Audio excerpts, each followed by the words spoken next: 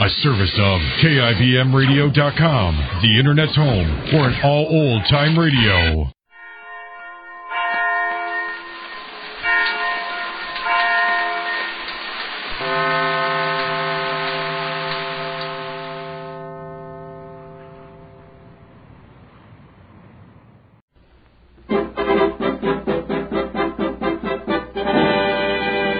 Jerry, at Fair Oaks.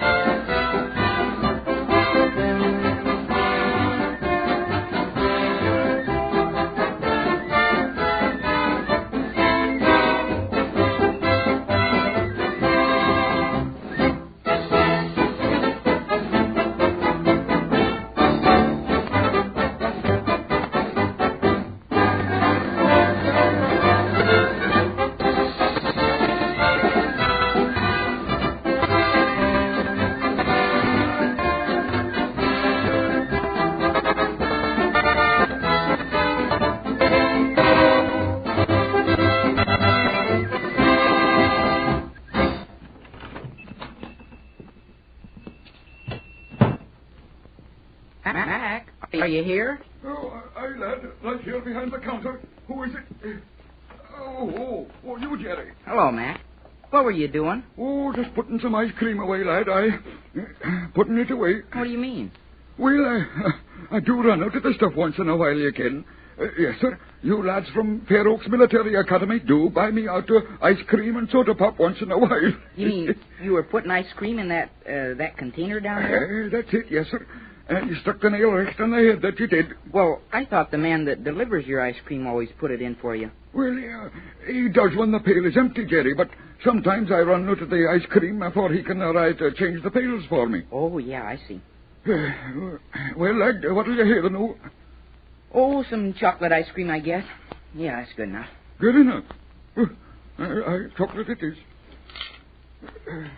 You take the high road, and I'll take the low road, and I'll be in Scotland. There you are, laddie. Eat your fill. Thanks.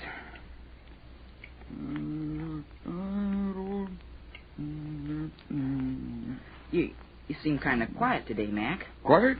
I'm quiet. Oh, no, Jerry, 'tis you yourself who's quiet. Me? Aye, you. I thought to myself, MacLeod, Jerry Dugan wishes to be alone with his own thoughts. So that's the way I left you, alone with your thoughts.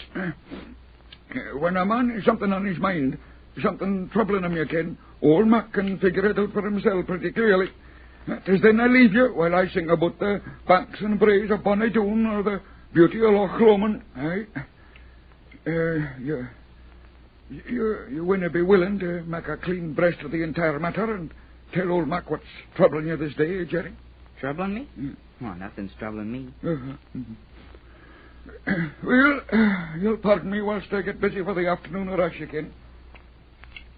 Banks and braes, Bonnie-Doon. Mac. Hi, Jerry. Come here a second, will you? Right. Mac. Oh, come with you, the new Jerry, lad. I ken there's a muckle lot of trouble heaping itself in your heart. What's it all about? You can break down with MacLeod. Mac, you know this riding meet with Edson Military Institute that we're going into next Saturday? Oh, Edson, I can know about that affair, and I'll be there with colours flying. Well, Mac, I don't know whether I should ride in that meet or not. What? Why, what's ailing you, Jerry? Why, certainly you man ride in that meet. Why, the entire school is counting on you. Aye, counting on you. Yeah, well, all except Red Morrison. Red Morrison? What's he to do with the situation? And Bruce Dow Campbell. Oh, I begin to recognize the symptoms. What is it, Jerry? What is it that these two have done to you? Oh, they haven't done anything to me yet. Yet?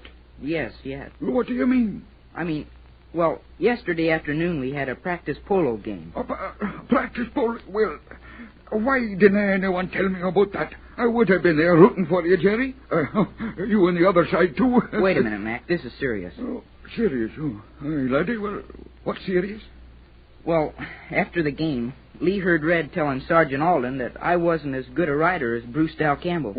Why is that? Wait a minute, Mac. Please let me tell you the whole story. If I don't get it all out at once, I might get stuck trying to tell you. I can, Jerry. Proceed. I won't interrupt you again. Well, Lee told me about what Red said to Sergeant Alden, and then he told me that Red told the sergeant that Bruce Dow Campbell had told Red, that Bruce would like to ride in the meet. And Red told the sergeant he thought that because Bruce was better, well, that he has better riding for him, and because he's had more experience, he'd make a better pivot man on the team than I would. He did? Yes, and then... Aye, lad? Well, I lost my temper and started a fight with Bruce Dow Campbell. Oh, you didn't do that. Yeah, I did. Now, well, of course, I'm sorry I did, but... Well, there is something troubling me, Mac, and I don't know what to do about it. Aye, lad. Well, what is it? Well, it's this. Maybe I'm not the best pivot man that Fair Oaks has. Maybe Bruce Dow Campbell would be a better pivot man on the team than I would. And maybe if I ride Splendor in the meet, we might lose to Edson. And then Mac Fair Oaks would lose the Hunter Craig Trophy forever. Maybe just because I'm not as good as Bruce, Fair Oaks would ever have the chance of getting the trophy back. Well, all there is to it, I guess. I can. Well, Jerry, I didn't ken what old McLeod might be able to do for you, but I man give you what advice I had in my mind. Advice? Yeah, Mac, what do you think? I knew you could help me. What do you think? Were I in your boots, lad, I would do this. Yeah? I would go to Sergeant Alden and suggest to him that the twy... Please, Mac, I can't understand what you're saying. Oh, losh, lad, I'm sorry. Whenever I get excited, I forget my scotch. What I mean is this, and I'll be very, very careful to express it so you'll understand it, you mind? Yeah? I would go to the sergeant, and I would suggest to him that you and the Dow Campbell lad try out against each other for the position of pivot man on the riding team. You mean after I've been made pivot man, try out all over again against this new cadet? Aye, that's what I mean. But, well, what if I should lose? Aye, what if you do lose? But, Mac, I've written to Mr. Randall and Bumps and told him to tell all the folks at the circus that I was going to ride Splendor in the meet. And that I was going to be pivot man. Now, if Jerry, I'm not... Yeah? Mind what I say to you. What if you do lose? Who in the world are you riding for? Jerry Dugan or Fair Oaks Military Academy? Yeah, you're right, Mac. Okay, I'll go and see Sergeant Alden right away and tell him that I think I should have another tryout for the position of pivot man.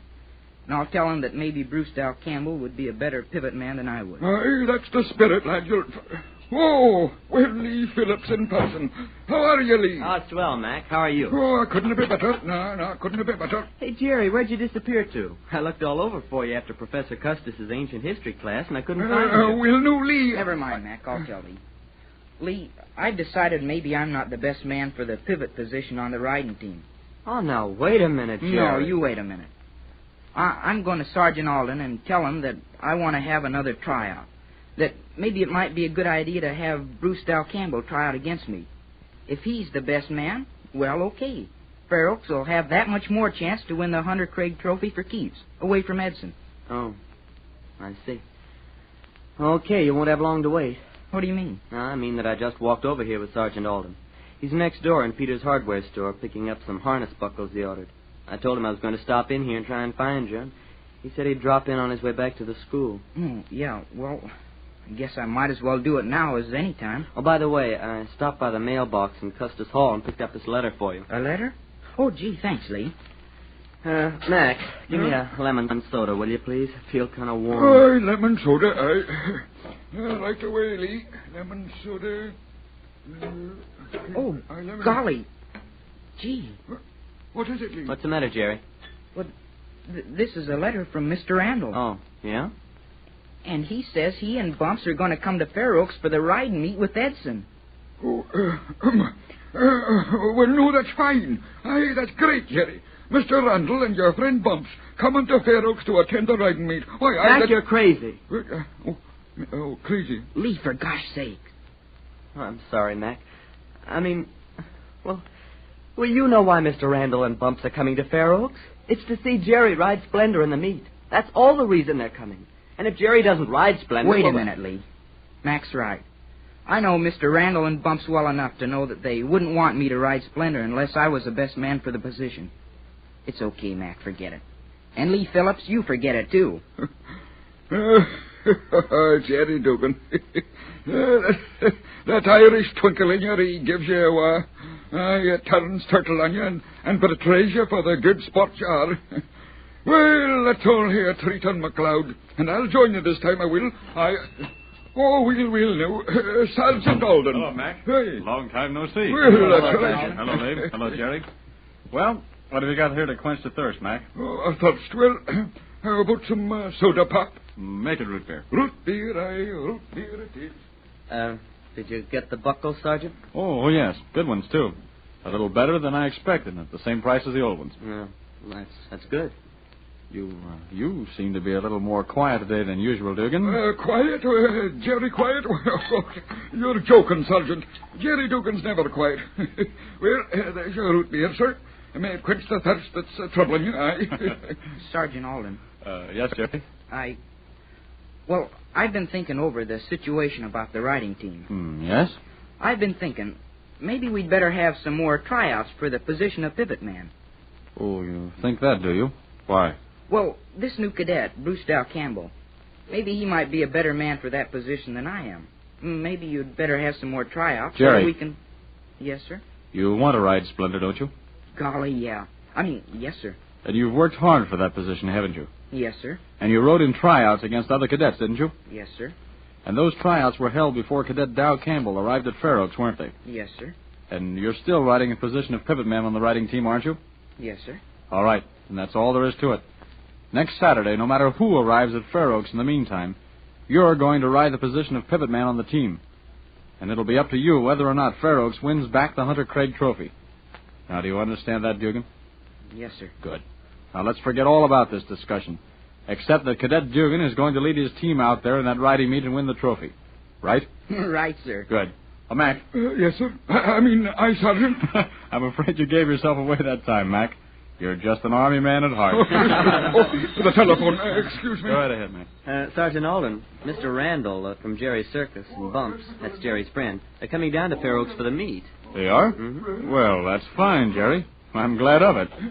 Well, if I didn't ken that Mr. Linwell was in his right mind, I would think they knew he was a bit daft. Mac, what do you mean? Was that Mr. Linwell? Aye, that was Harold's father, and he said to tell you lads, you Jerry and you Lee, Yeah? that Mr. X had arrived. Mr. X? Gee, Lee, he's come. Yeah, and that you two lads are to go over immediately to the basement of the gymnasium and see him opened up. Opened up? Golly.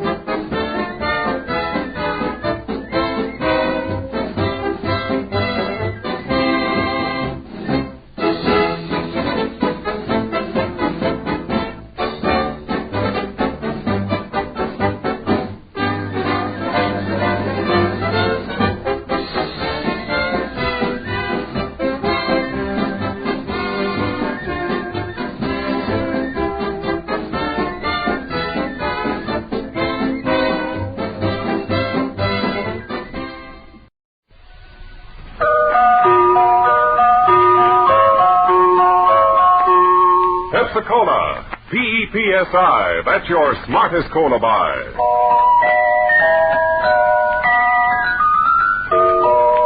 Pepsi-Cola presents Counterspy.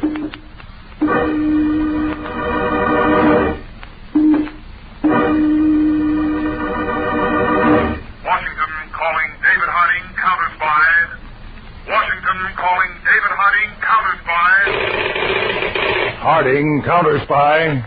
Calling Washington.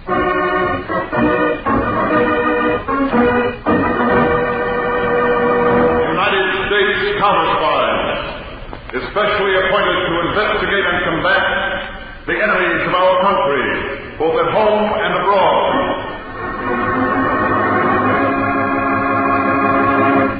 Tonight, more in the case of the Postal Pirates. Another Counterspy report to the American people. Brought to you each Tuesday and Thursday by Pepsi-Cola. Pepsi-Cola hits the spot. 2 full glasses, that's a lot. That's right, you heard what they said. 2 full glasses of sparkling Pepsi from one big 12-ounce bottle. You're getting an extra glassful. And what a delicious glassful. The most refreshing, delightful cola that ever tickled your taste.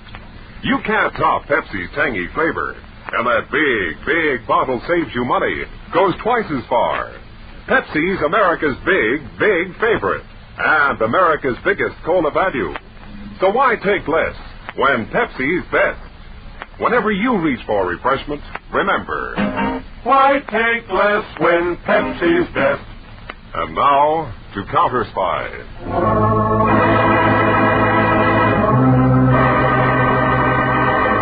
For weeks, David Harding has been on the trail of $1 million syndicate of thieves stealing packages from post offices in a number of eastern cities. Harry Peters, assistant to Mr. Harding, went undercover as a dishonest postal clerk named Harry Gordon and has made contact with one of the big shots of this racket, Frank Garrett. The 2 men are now driving in Garrett's car with Peters, alias Harry Gordon, at the wheel.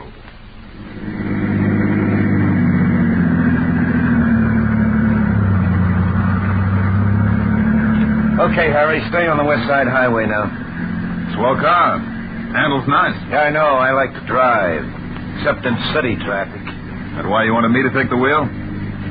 One reason? And the other? You're a bright boy, Harry.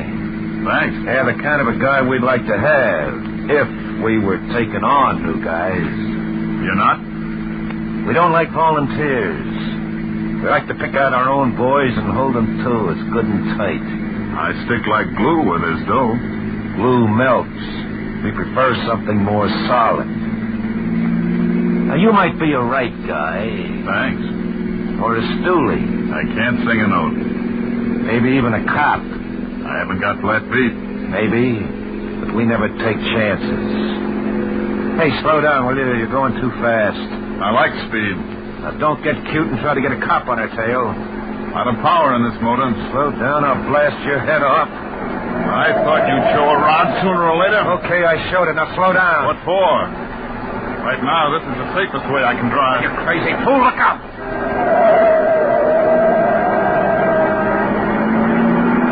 Close, huh? You don't slow down, I'll... Shoot? Then what happens to us both? The needle's pushing 70.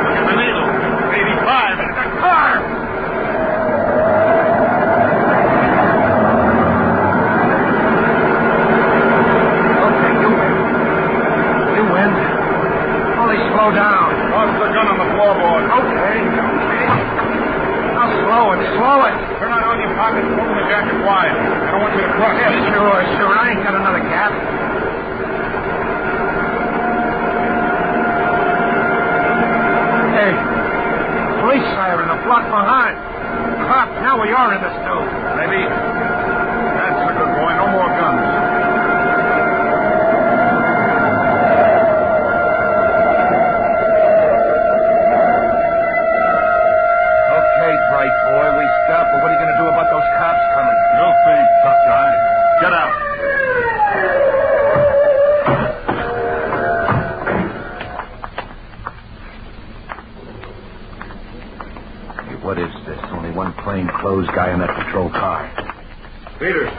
tailing you ever since you got into this car.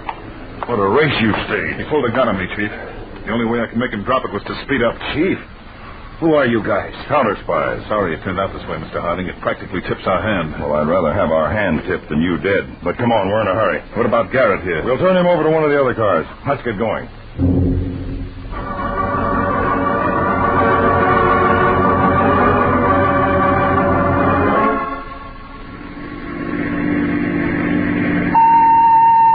There's the signal, Dave. You can go ahead. This is David Harding, calling from New York. Attention Counterspy agents, Boston, Chicago, Detroit, and Philadelphia. Circumstances force us to move in immediately on postal theft investigation. Carry out all raids according to plan. Pick up all members of the ring you can lay your hands on. We will conduct raid on main warehouse of the gang here in New York. Act on this order immediately.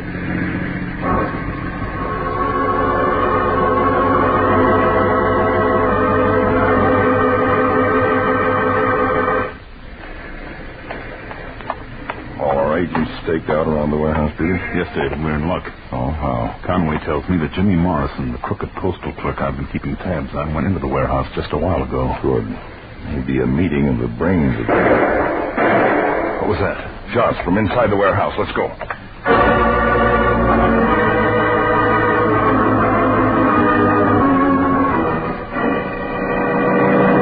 You men cover the main floor of the warehouse. Peters and I'll take the office upstairs.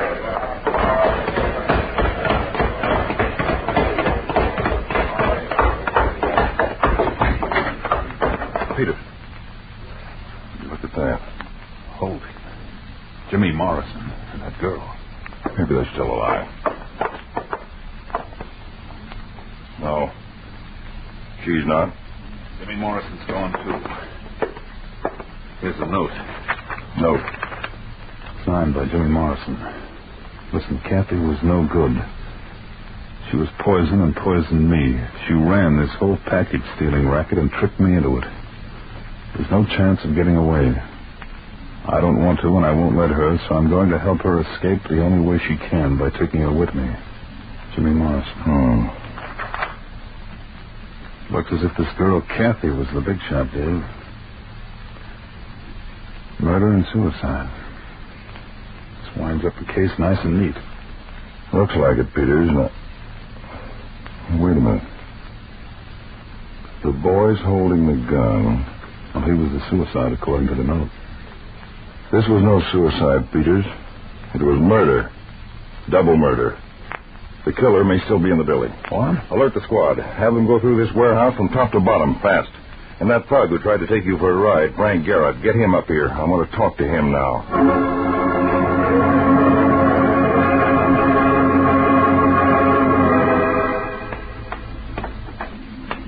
Come on, Garrett. You can climb stairs faster than that. Okay, copper, don't shout. Keep moving. Yeah, sure. All right, Peters. I'll take care of Garrett. You take charge of the rest of the squad. Report to me on what you find. Right, Dave. What's this all about, Mr. Harding? You wouldn't know? No. Okay, let's go into this office. Maybe we can find the answer in there. Start moving, Garrett.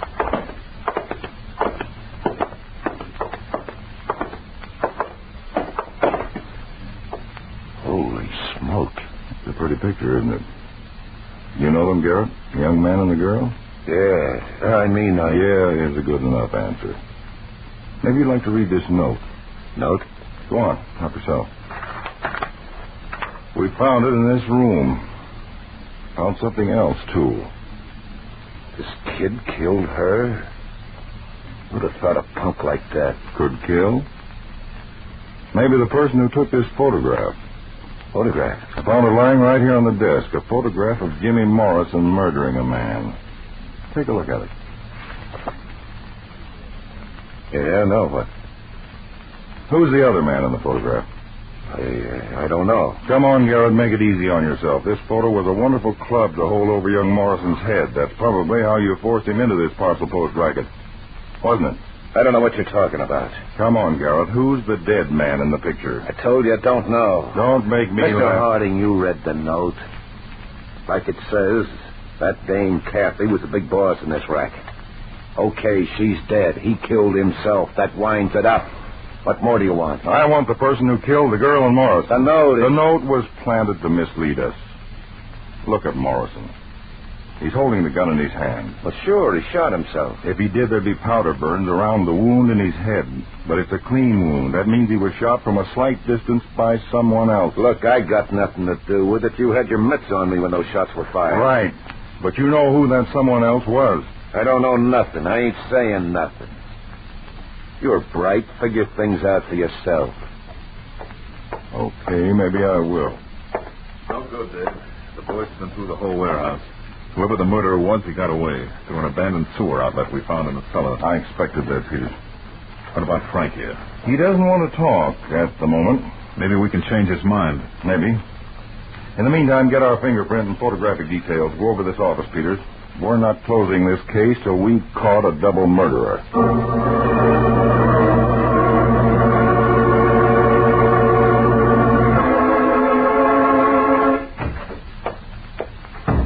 Dave, the report on that picture of Jimmy Morrison shooting him, man, just came in from Washington. Any result, Peters? Yes. The man on the floor is Nick Bodie, alias this, that, and the other. Here's the Rogues Gallery wire photo they sent. Well, that matches this picture we found in the warehouse, all right. And according to that picture, Bodie's dead. Unless you figure the photograph for a frame-up. That's just what I do. There had to be a photographer. Everything all set up. The way I reconstruct it, she and Bodie framed the situation, a fight, so that Morrison could be tricked into this picture. Yeah, but to convince her... Look at it. Morrison holding a gun. Bodie falling to the floor. Bodie might really be dead. That's possible, but this picture was too easy for us to find, too convenient, right in the top drawer of the desk. You think he wanted us to look for a dead body instead of a live one? Yes. And far from being a murder victim, he's a double murderer. Send for Frank Garrett. We'll have another crack at questioning him about Nick. If he still won't talk, maybe we can use him as bait for our two-time killer.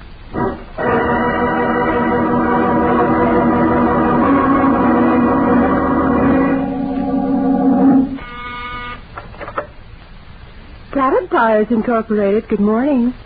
Mr. Richardson, I'm sorry he's busy. Will you call back later, please? Can I help you, sir? I want to see Mr. Richardson. Who shall I say is calling? Just Nick, Postal Sales. Oh, I'm sorry. Mr. Richardson will see salesmen on Tuesdays and Thursdays only. Beautiful, you give him my name, and if he says that too, I'll go away. Right. Just a minute. Mr. Richardson, Nick of Postal Sales to see you. Oh, yes, sir. Go right in, sir. That door. Thanks, beautiful. Hello, Nick. Come in. Surprised to see me, Richie? What are you doing here, you fool? No. That any way to greet a partner, Richie? Every time the phone rings, I've been expecting counterspies. Now you're crazy enough to walk in. I knew you'd be worried, Richie. I wanted to ease your mind. Or leave the counterspies to me. Now, why would I do that? Where else would I find such a good partner for selling my goods? Selling? You're not thinking of keeping up this racket. Why not? There's still more millions in it. Not with me, Nick. You can find somebody else. But not with a setup like yours. You buy merchandise for about 2,000 stores throughout the country. We spread the stolen goods that thin, there's not a chance of tracing it. Nick, you read the papers. Counterspies figure they've broken up the parcel post ring. Even tabbed Kathy Thomas for the boss. She's dead. What better setup do you want? What about Frank Garrett? They've still got him under arrest. You think he'll talk? Frank will keep his mouth shut as long as we do right by him. We?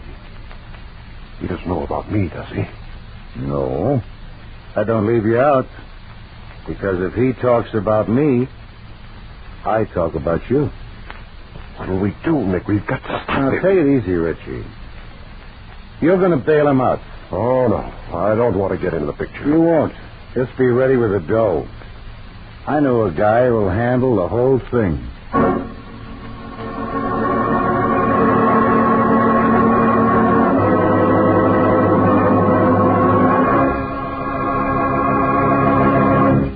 In just a moment, we'll return to Counterspy. Brought to you by Pepsi-Cola. Pepsi-Cola, it's a spot. 2 full glasses, that's a lot. Lots more value, lots more zest. Why take less when Pepsi's best? More and more among fellows and girls, among mothers and dads, you hear that sane and sensible question, why take less when Pepsi is best? No budget, no allowance, ever had a better friend than tangy, sparkling Pepsi-Cola.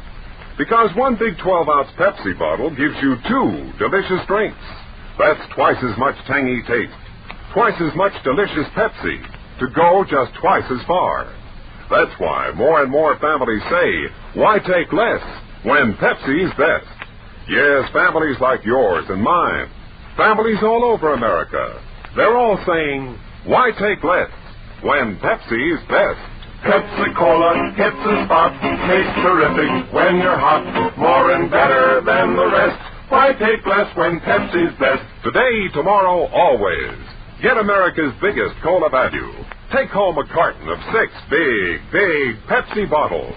Insist on Pepsi at the store. And say Pepsi at the fountain. Say Pepsi at the stand. Say Pepsi. Whenever you reach for refreshment, remember, why take less when Pepsi's best? And now, back to Counterspy.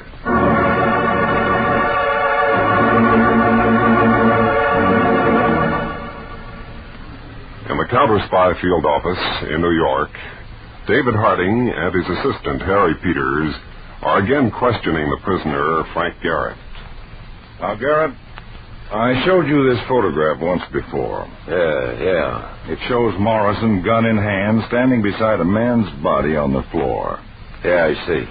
We know now that the man on the floor is or was named Nick Bodie. You know him? No. You know if he was head of the parcel post racket? See who that is, Peter. All right. What's the answer, Garrett? Look, Mr. Harding, for the last time, I don't know nothing about nothing. In fact, I'm the most ignorant guy you ever arrested. So why don't you call it quits and let me go back to my cell? You won't have to, Garrett. What is it, Peter? A lawyer named Carver has just posted bail for Garrett. Well, now the conversation is getting pleasant. The guard outside will see that you get your property back. Go on, beat it. So long, boys.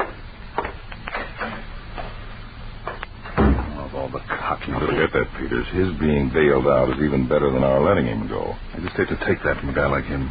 Remember I thought we might use him as a decoy for Nick Bodie? This is our chance. I'll assign an agent to tail him right away, Dave. Well, Peters, put on the newest man we've got in the New York office. Well, Garrett's no dope. It'll take an old hand to tail him. It'll take even more than one. I'll get some new agent out right away. And then bring the 4 best men in here to me for special instructions. I want to make sure Garrett thinks he's free to go where he wants.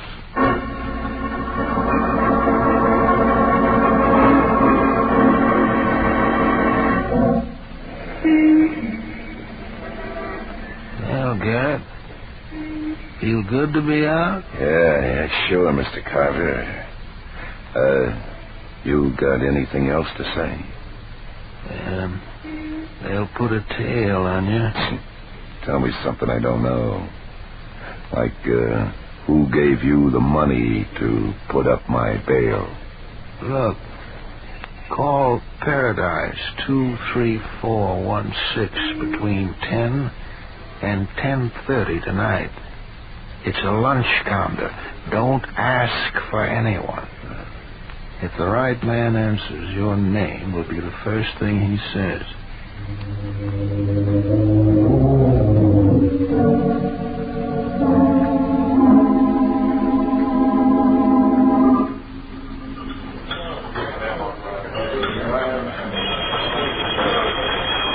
That's okay, Carterman. I'm expecting your call.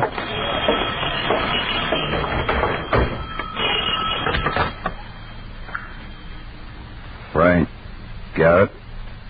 Yeah. Hello, Nick. You reckon recognize the voice. Sure. I knew you wouldn't forget me. You do any talking? Not even about the weather. But they got me on 2 counts, Nick. I don't want to stand still for them. You won't have to. I'll get you some dough and you can jump bail. You're being tailed right now, I suppose. Yeah, I got the guy spotted. A crew cut, boy. Strictly Joe College. Okay.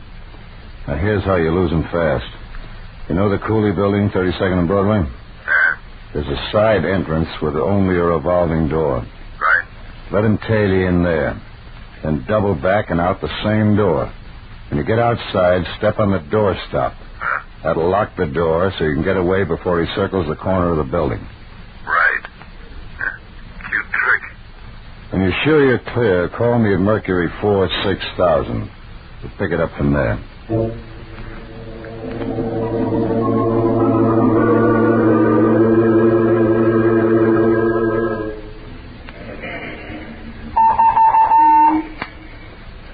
Harding to Peters. You still with Garrett? Yes, Dave.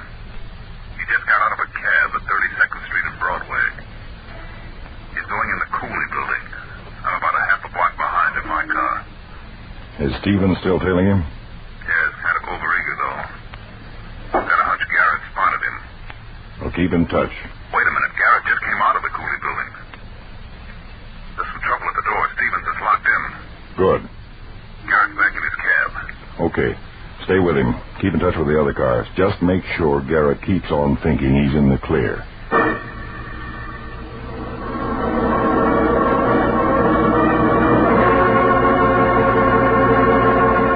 Nick, you shouldn't have told Frank Garrett to call here. This is my office. I've got my reasons, Richie. I'll get it. Hello? Listen, Frank. Remember Barney's Tavern? Drop in there for a drink. I'll be there. No, don't talk to me in the tavern.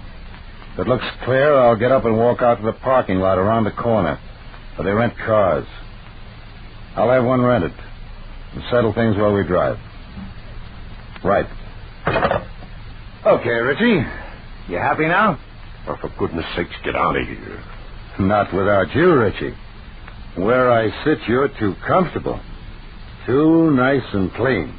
What do you mean? I'm the only guy who can tie you up in this racket. Something happens to me, you're in the clear. Look, Nick. Besides, there's no reason you couldn't walk out on me. Then I'm out on a limb. I wouldn't do that, Nick. Maybe not. But I believe in insurance, partnership insurance. I'm going to take some out on you. Frank Garrett's help.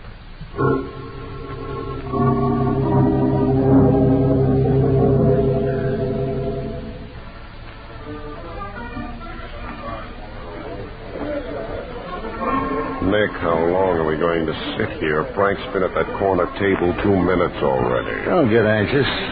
Just want to make sure there's no tail on him. No one's come in since he did. I know. I've been watching. There are no cars out in the street. Only that truck over there. Mm-hmm. I guess it's okay. Let's go. Garrett will follow us.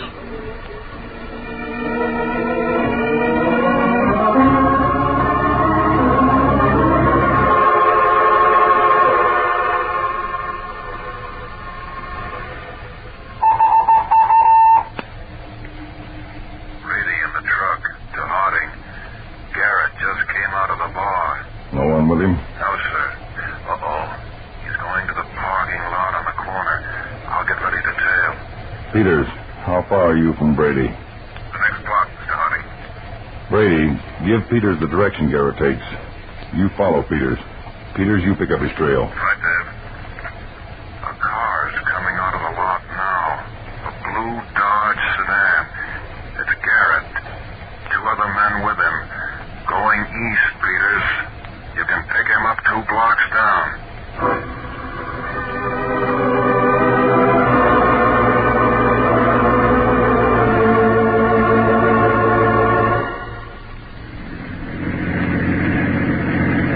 Okay, Nick, what's the pitch? Who's this guy? Relax, Frank. We need a chauffeur. Don't be cute. Who is he? I'll tell you, Frank. He's the nice man who's been selling all our stuff for us. Nick. Shut up. I want you to meet the hired help. Frank, this is Mr. Richardson, the president of Product Buyers Incorporated. Nick, you've never been so generous with information before. I want this to be one big happy family. Besides, suppose something should happen to me. If you didn't know Richie, who'd help you? Nick, let's get to the point.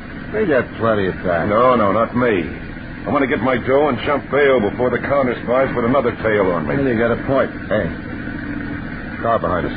Yeah, I didn't bring no tail with me. Faster, Richie. See if that car stays with us.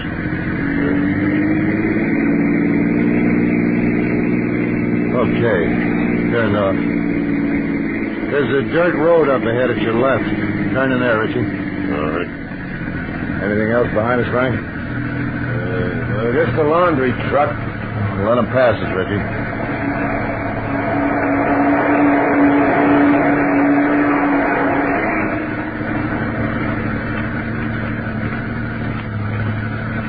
Okay, turn in.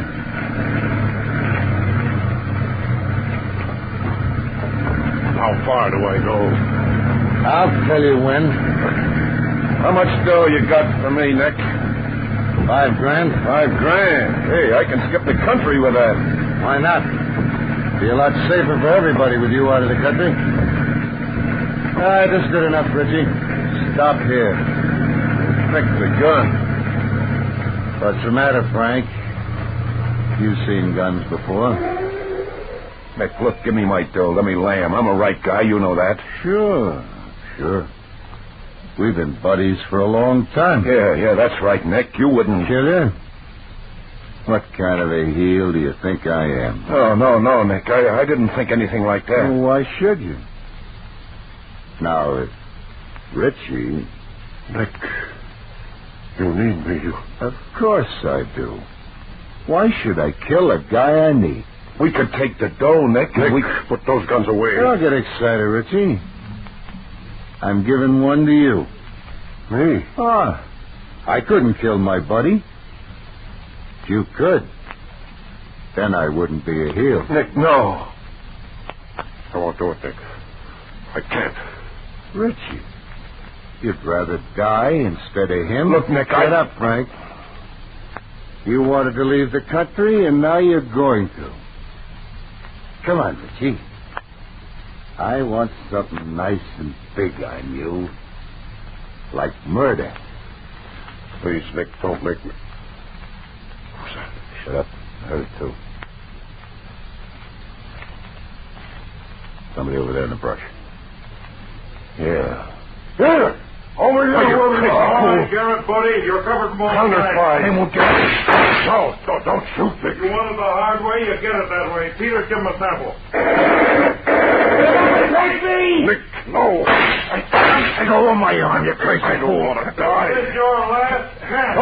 Come on, I got it. I'll kill you. Easy does it, Nick. Frank, you double-crossing rabbit. Get him over this picture, Dave.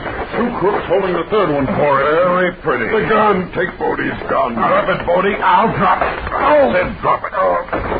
Oh, sorry, Kevin. Okay, get out of that car. You're all under arrest for postal theft, except Nick Bodie, who's also under arrest for murder. Murder? You're nuts. You killed Jimmy Morrison and Kathy Thomas, and we'll prove it in court. All right, start walking. As far as that laundry truck down the road. Laundry truck? You've been tailing us all this way. Right, Bodie, and we'll keep tailing you straight up to the prison gates.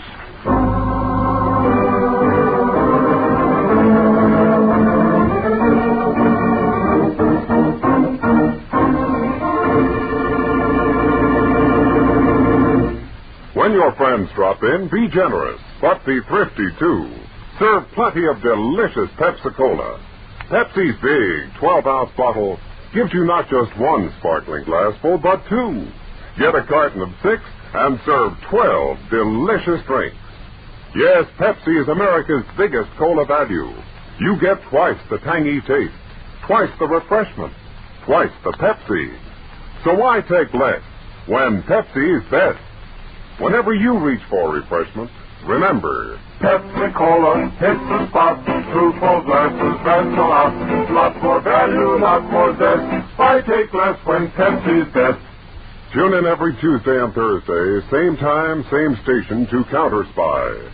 Listen next Tuesday for the exciting Counterspy case of the visiting vultures. It was a twisting trail of big-time bootleggers your Counterspies followed.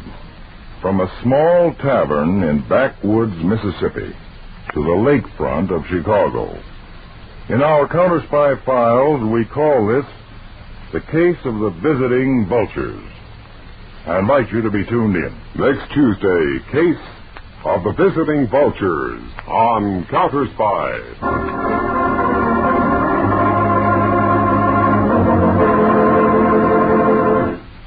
Tonight's Counterspy program, in part transcribed, originated in New York, was directed by William M. Sweets, dramatized by Palmer Thompson, and featured Don McLaughlin and Mandel Kramer, with music by Jesse Crawford. Counterspy is a Phillips H. Lord production for Pepsi-Cola. Enjoy some Pepsi ice cold tonight.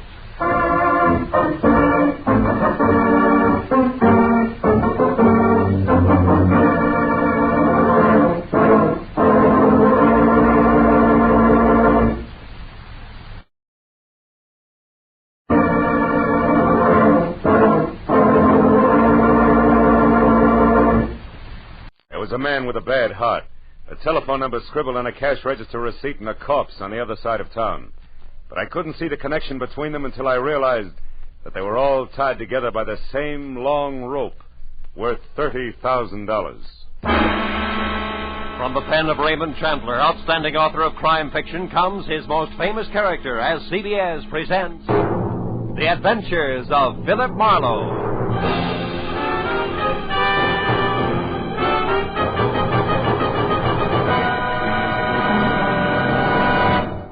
Now, with Gerald Moore, starred as Philip Marlowe, we bring you tonight's exciting story, The Long Rope.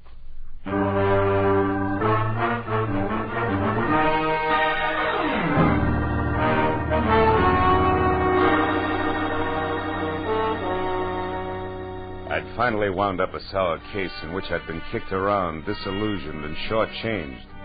And in my book, a routine like that calls for relaxation.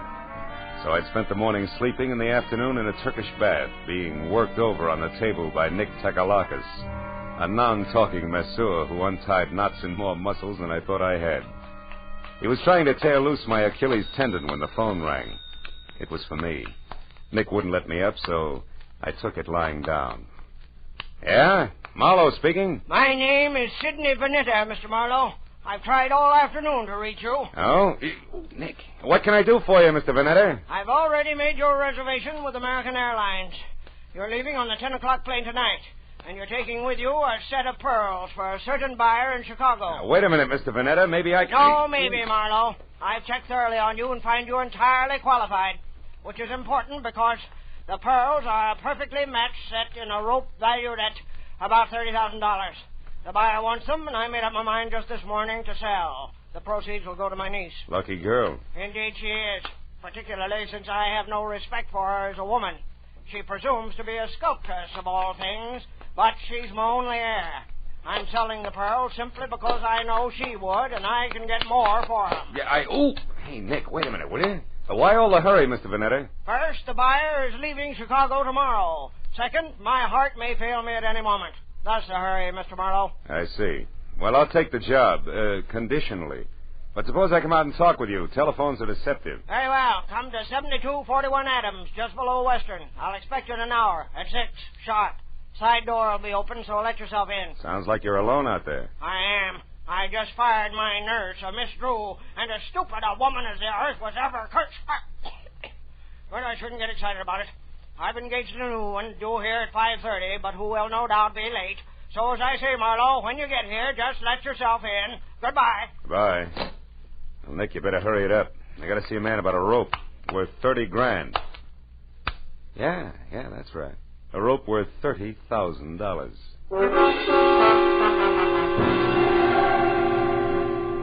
Vanetta's place on Adams was a big, fancy, and dirty gray place. 40 years ago, it had been a proud, expensive house.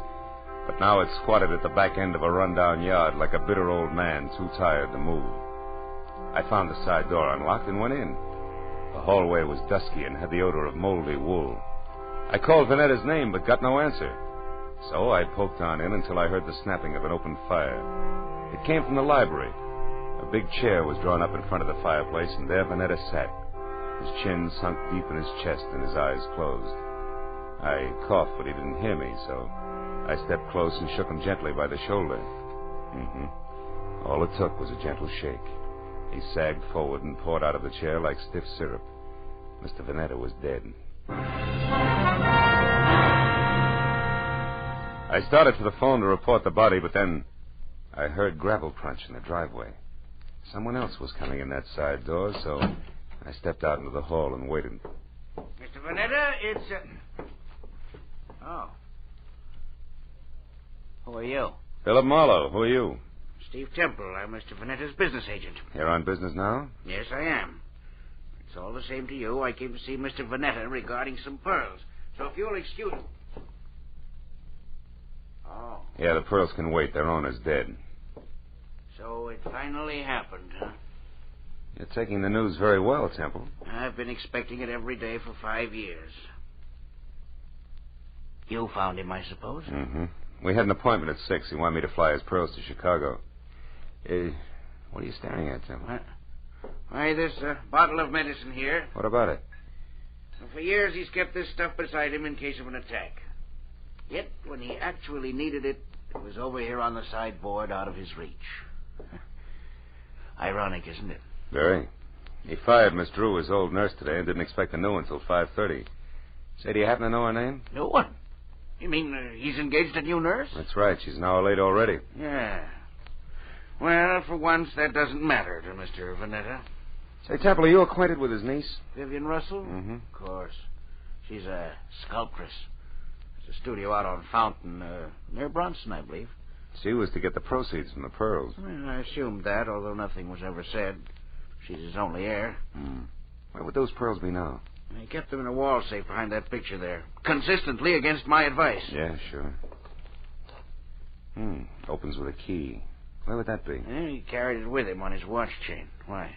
Hey, what are you going to do? I'll take a look at the pearls, and then have them impounded. Yeah, this must be the key. Let's open it up. It's there, that velvet case. As big as an overnight bag. Must be some string of beads. It is, Marlowe. Here, let me open it. There. Right. It's nothing but tissue paper. Yeah. It's not too surprising. While Temple called the police and tried to keep the details straight on a natural death and an unnatural theft, I went over the room again with a new viewpoint. All that turned up without an easy explanation was, 1, a cash register receipt for $1.34 with the phone number Republic 2809 penciled on the back, and 2, the peculiar position of Mr. Vanetta's medicine bottle, which Temple had already noticed. I dropped the receipt in my pocket and told Temple to wait for the law. He gave me his home address and phone number, and I promised to check in with him later and left. The first stop was a phone booth where I dug into the nurses' registries and hit pay dirt on the 4th call. Miss Drew? Yes, we have a Miss Drew. Is she the one who worked for Mr. Sidney Vanetta but was fired this afternoon? That's his opinion. Actually, Miss Drew quit. All right, have it your way. Where can I get in touch with her? She's right here where she's been since 3 o'clock this afternoon. What is the nature of your business, sir? Never mind. You've already answered my question. But look, Mr. Vanetta hired another nurse to replace Miss Drew. Is the new girl one of yours? Absolutely not. Mr. Vanetta will never get another nurse from this registry or from any other that I know of. You're so right. He's utterly impossible to please in any way, and we're through trying. Goodbye. Well, Miss Drew was in the clear. Vanetta began to focus as a pretty odd Johnny. But I was still trying to figure why the new nurse hadn't shown up when I reached for a cigarette and brought out the cash register receipt with the phone number on the back. So I tried it. Republic 2809.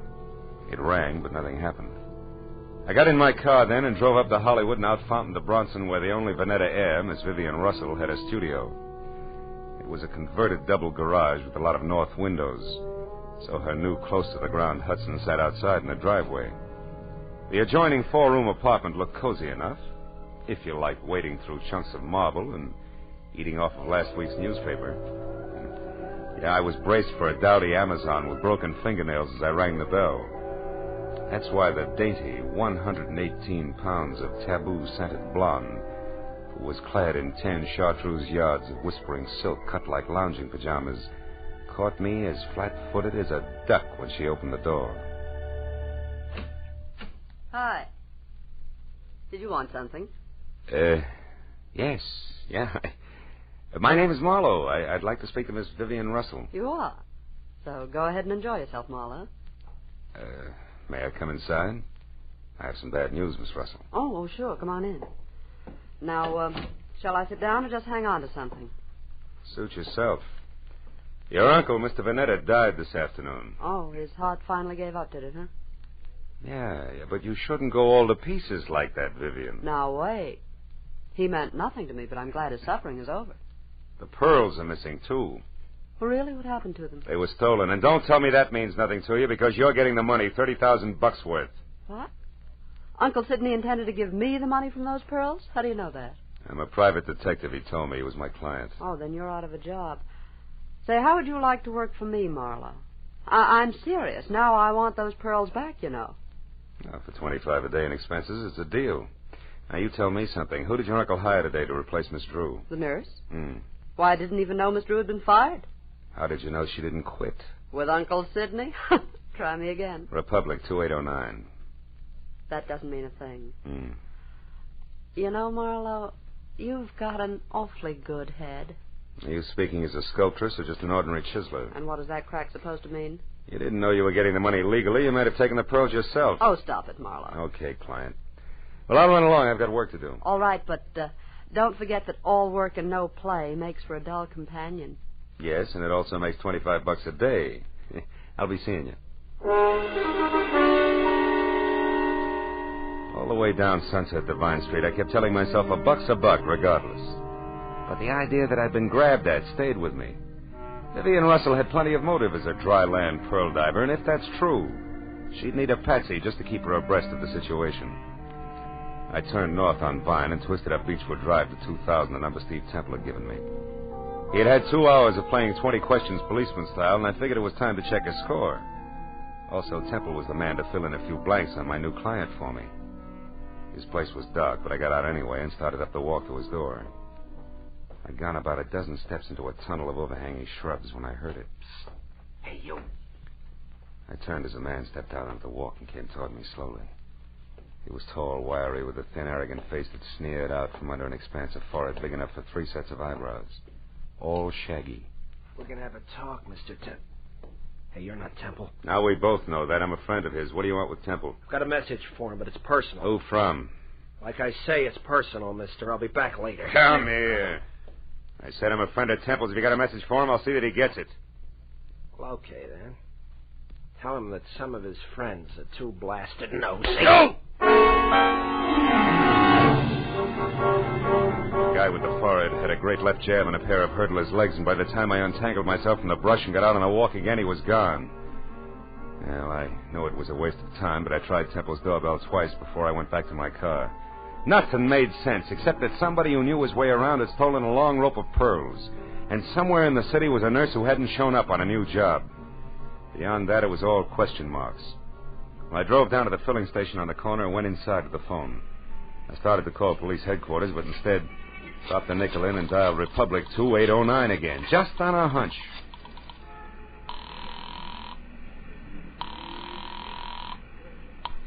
Lieutenant Ibarra speaking. Ibarra?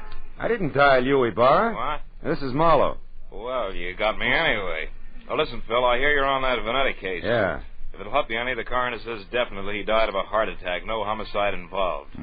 Thanks, Lieutenant. Hey, but look, where are you now? In a flat on the corner of Union and 59th Street. Why? Well, is that phone number there, Republic 2809? Well, that's a great piece of deduction. You just called it. Ibarra, listen, I found that number at Vanetta's place this afternoon. What's going on down there? A girl here named Betty Larson. Yeah, she's a nurse, right? No, wrong, Phil. She's a corpse. Before that, she was a waitress. Just a waitress. Somebody came to her door and killed her for no apparent reason whatsoever.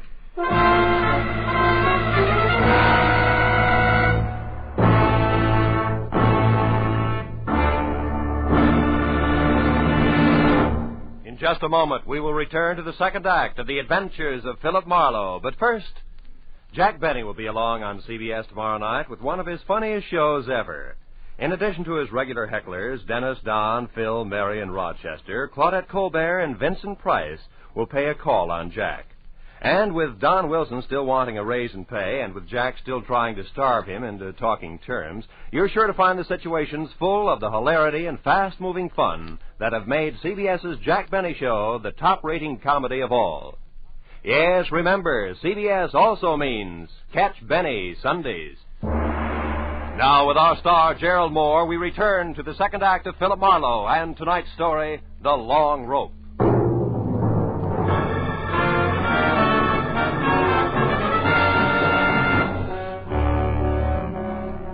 It was 40 minutes of thick stop-and-go traffic from the time I quit talking to Ibarra until I pulled up near the 4 stories of faded, sagging tenement on the corner of Union and 59th. But even then, the crazy question that had been weaving in and out of my mind like a 2 a.m. drunk looking for the way to go home was still with me. Why was the telephone number Republic 2809 bracketed by a couple of dead people who, as far as I could see, should have had nothing to do with each other in the first place? And right there, for the 10th time running, I drew a complete and unabridged blank. But a minute later, when I climbed out of my coupe and over the bumpers of the half-dozen squad cars that were jammed into the narrow street like so many toy autos that a kid had forgotten about, I quit asking myself riddles and started looking for Detective Lieutenant Ibarra, a quiet man who always preferred fact to fancy.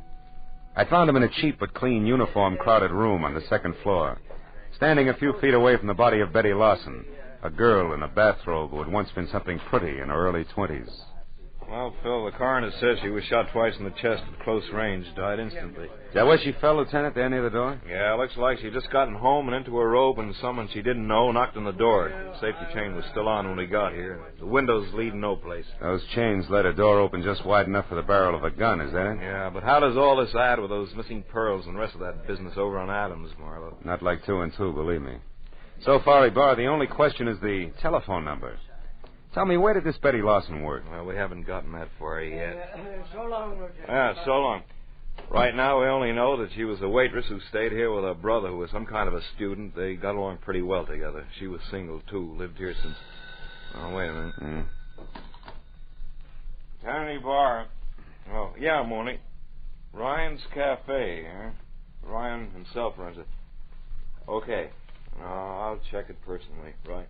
Hey, is that where she worked, Ibarra, Ryan's Cafe? Yeah, but it's funny, Phil. She lived here since early 1947. And Mooney tells me she worked that 24-hour hash house just as long, yet it's way over on the other side of town on Western. Western and where, Ibarra? The 2300 block. Should be near Washington. Washington, which is only 1 block from Adams, and that starts to close the big circle. What do you mean, Marlowe? Well, that the Veneta place is on Adams near Western.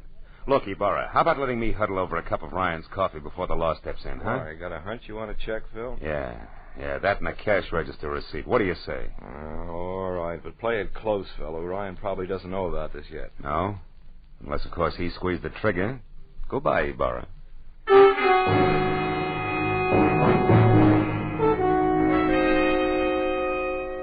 I was a half hour getting over to Ryan's Cafe on Western, which turned out to be a lot of steamed-over plate glass, bragging about a 40-cent hot roast beef sandwich in 2-foot-high white chalk letters. And inside, the motif was the same. Everything that Mr. Ryan sold was a bargain. I slid onto a shaky stool opposite a cash customer who was something dirty in a torn overcoat buried deep in a handicap of sheet and coffee. He looked up once, grinned no teeth at me, then hollered for Ryan in the kitchen, who said that he only had 2 hands and would be out in a minute. But before those 60 seconds ran out, I looked around, and over in a corner, in a collection of trash piled next to a broom, I saw a very welcome piece of paper. It was a brother of the cash register receipt that I'd found on Sidney Vannetta's desk, the one that had tied Betty Lawson's murder onto the rope of pearls. I turned back to the counter just as Ryan started toward me. He was a little bigger and a little better looking than the average ape, and on his right arm, under thick, coarse black hair that was long enough to braid, there was a tattoo of a dancing girl who, if Ryan ever shaved about his wrist, would freeze to death. What'd that be, mister? Coffee? Yeah, and a little information. You know Sidney Vanetta, Ryan? That screwball with a bump ticker over on Adams? Yeah, I know him. Why? What's up? His time on Earth, for one thing, he's dead. Too bad. Should have taken it easier. Cream? No. Pearls. What'd you say? Nothing. Ryan, who brought that tray up to the Vanetta place this afternoon? I did. Sure it wasn't Betty Lawson? I'm positive. None of the girls would go near that place. Vanetta was hard to get along with. Now you tell me something. What are you, mister? Newshound, collection man, or cop? Getting warm, Ryan. I'm a private detective named Marlowe. I'm thrilled. Good night. Before I finish my coffee? Before I throw you out. I don't like too many questions. Not even easy ones, huh? Like who murdered Betty Lawson? Betty's dead? Yeah. Over in her flat on 59th Street. Shot twice with a .32. When'd you last see her, Ryan? A couple of hours ago when she quit for the night. Marlowe, the cops got any idea who did it? I don't know. Right now they're looking for a boyfriend. You're crazy. Betty didn't have a boyfriend. Outside of you? Outside of me. So I'm going over to straighten them out now. Mitzi! Mitzi! Yeah? Get out here and take over. Okay. I gotta move fast. No, you don't, Ryan. Betty's dead, remember? Yeah, but whoever did it ain't. Now, don't try to stop me, Marlowe. You'll get hurt. Look, Ryan, why don't you play smart and... what's the use? Go on, start running. You won't get very far.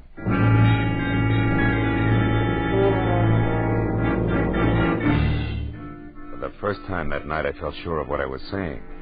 Because even as Ryan had squared himself away to play bounce the private detective, I suddenly noticed a friendly face working hard over a stale donut at the far end of the counter. It was Lieutenant Ibarra.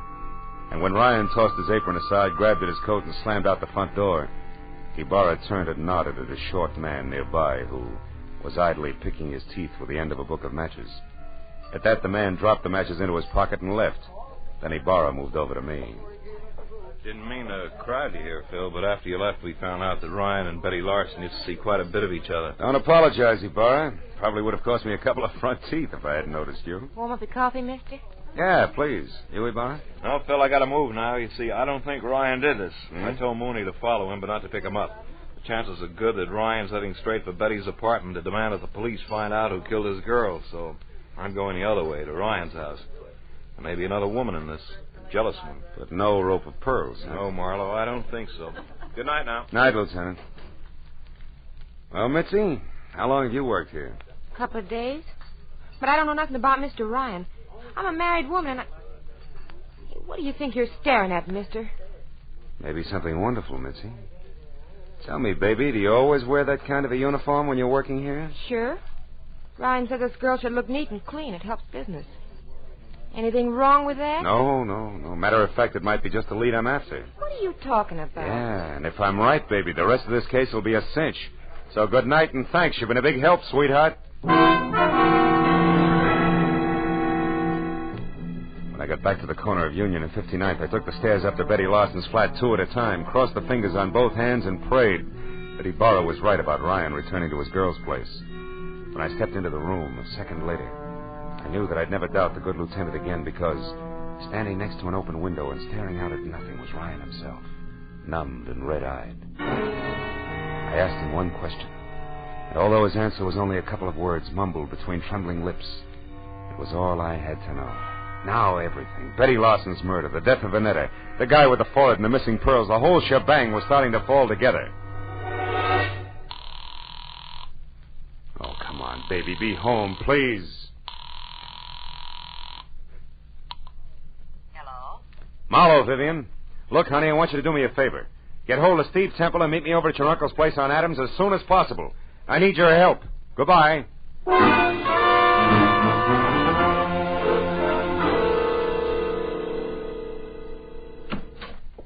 Marlowe, what took you so long? I understood you needed our help, and in a hurry at that.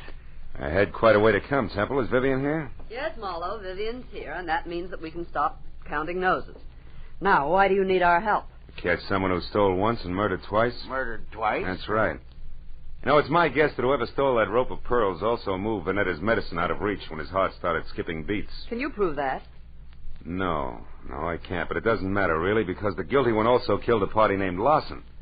And when you pay for one, Vivian, you paid for them all. I don't follow you, Marlowe. Who are you talking about? I'm not sure, but this much is certain. Vanetta called me at 5. When I got here at 6, he was already dead and the pearls were gone. Now, I figure that whoever took them argued with him first, which makes that person, 1, somebody who knew Vanetta, and 2, responsible for the old man's death. Then the new nurse couldn't possibly have been the one who stole the pearls. No. But the new nurse could have been the one who overheard everything while standing right here. Haven't you been able to find this nurse? No, not yet. But sooner or later, honey, I'm sure we'll catch up to him. Him? Yes, Temple, I said him.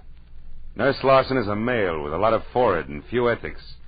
The person you killed was a Sister Betty, a waitress. And don't move, Temple, or I'll be glad that I was forced to put holes in you. Temple's the one? He stole the rope of pearls? Yeah. But this Nurse Larson who saw him do it got in touch with him, right, Temple? It was filthy blackmail. Which you were going to stop by a filthier murder, and you almost did. Because somehow or other you got the right room in the right house on Union and 59th, but the wrong party. Isn't that about it, Temple? Yes, Marlowe. That's about it. Oh, leave me alone, Temple. Now, Marlowe, you don't shoot me without going through Vivian first. Dear Vivian, Sidney's precious niece was going to have the pearls all to herself. Don't move, Marlowe. It'll cost Vivian her life if you do. I doubt that very much, Temple. Larson. That's right. Joe Larson, forehead and all. Now, you, Temple, step away from that girl or I'll tear you to pieces. No, Larson, no. Now, we can still do business like you said in that note you sent me. I'll split with you. Shut up. You forget two things, Temple. First, you tried to kill me. And second, you did kill my sister. Now, why don't you run for it? Or are you afraid? Which is it? Come on, Temple, talk. I am afraid. Well,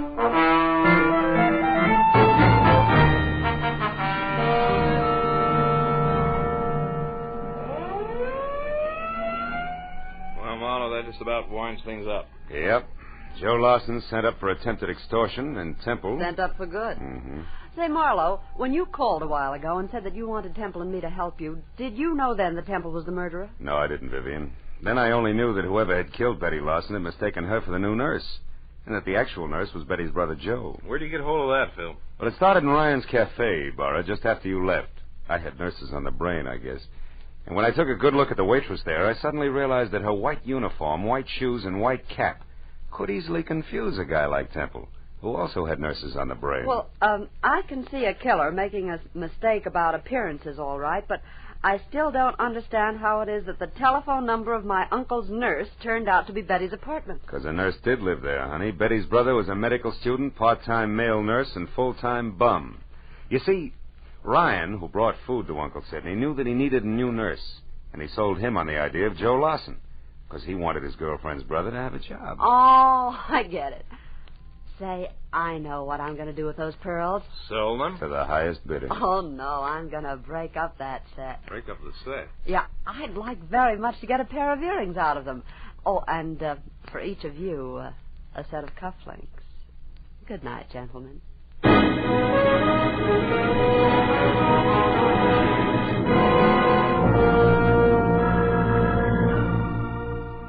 When Vivian got into a car, aimed it toward a collection of chipped rocks on Fountain near Bronson, and waved goodbye, it was nearly 3 o'clock in the morning. No. After I said so long to Ibarra and started back to my apartment on Franklin, an idea hit me for the first time. A pearl is the result of the irritation of an oyster, a disease. And when you string a lot of diseases together, the result is frequently a plague. But it's from plagues like that I make a living. That's what I get for reading books. I wonder if I'll ever go any place where I can wear pearl cufflinks.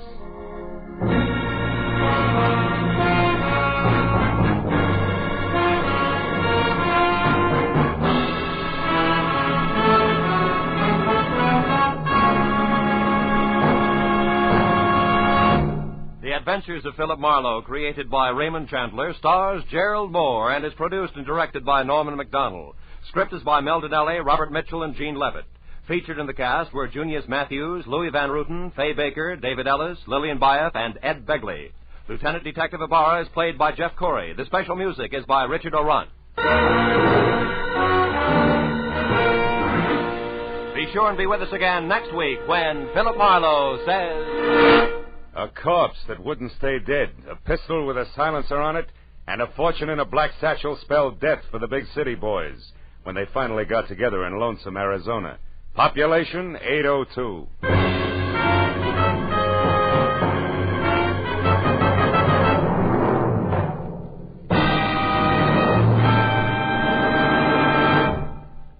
Stars light, stars bright, and that's no optical illusion. The brilliant gleaming list of stars on CBS tomorrow night.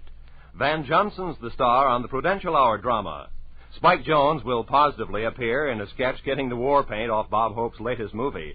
Jack Benny will have Claudette Colbert and Vincent Price as his special guests. Amos and Andy, Dashiell Hammett, Sam Spade, and Lum and Abner are the next bright stars in line. Then Helen Hayes, First Lady of the Stage, starring on her Sunday night Electric Theater, followed by Hollywood's own Eve Arden in the wonderfully comic series Our Miss Brooks.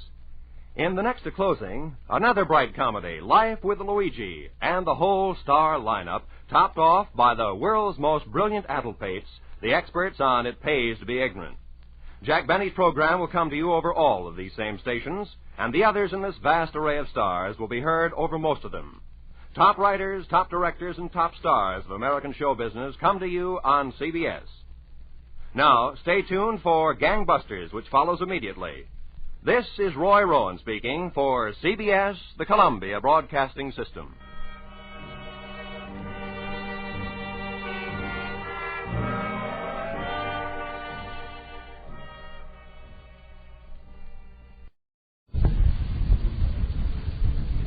Crime does not pay.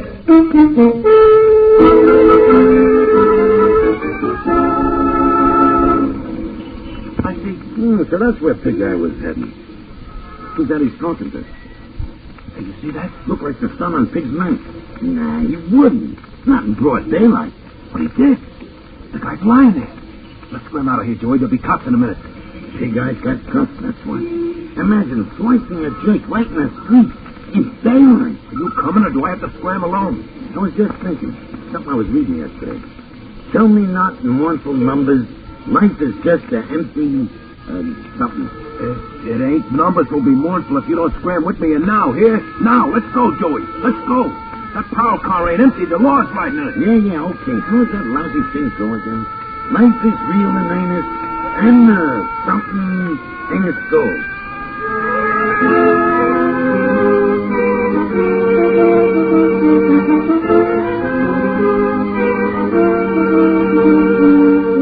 In the interest of good citizenship and law enforcement, we present Crime Does Not Pay, based on the famous Metro-Goldwyn-Mayer series of short subjects. In just a moment, you will hear Between the Dark and the Daylight, starring Lionel Sander.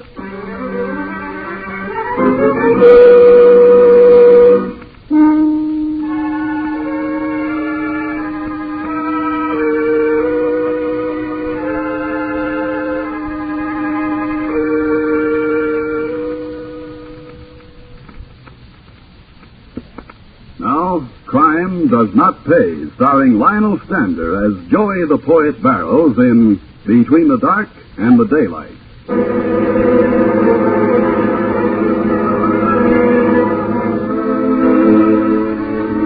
The accepted word for slum is darkness. Down there at the bottom of our great cities, along the ragged edges of our farmlands, the light of hope is almost unknown. But sometimes strange gleams do pierce that darkness. Joey Barrows was touched by such a stray gleam of light. That's why they called him the Poet. Joey the Poet. Joey and his co-workers, Pig Eye Watts and Bags King, who was Joey's special pal, hung out, as the expression is, in the back room of a certain pool parlor just outside the office inhabited by Numbers Lane. There the boys followed their inclinations.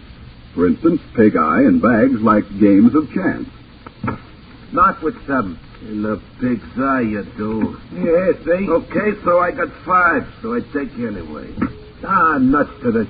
Two-handed ain't worth the trouble of dealing. Hey, Joey, want to take a hand? Hey, Joey. Hey, Poet, your pal is talking to you. Huh? Oh, yeah.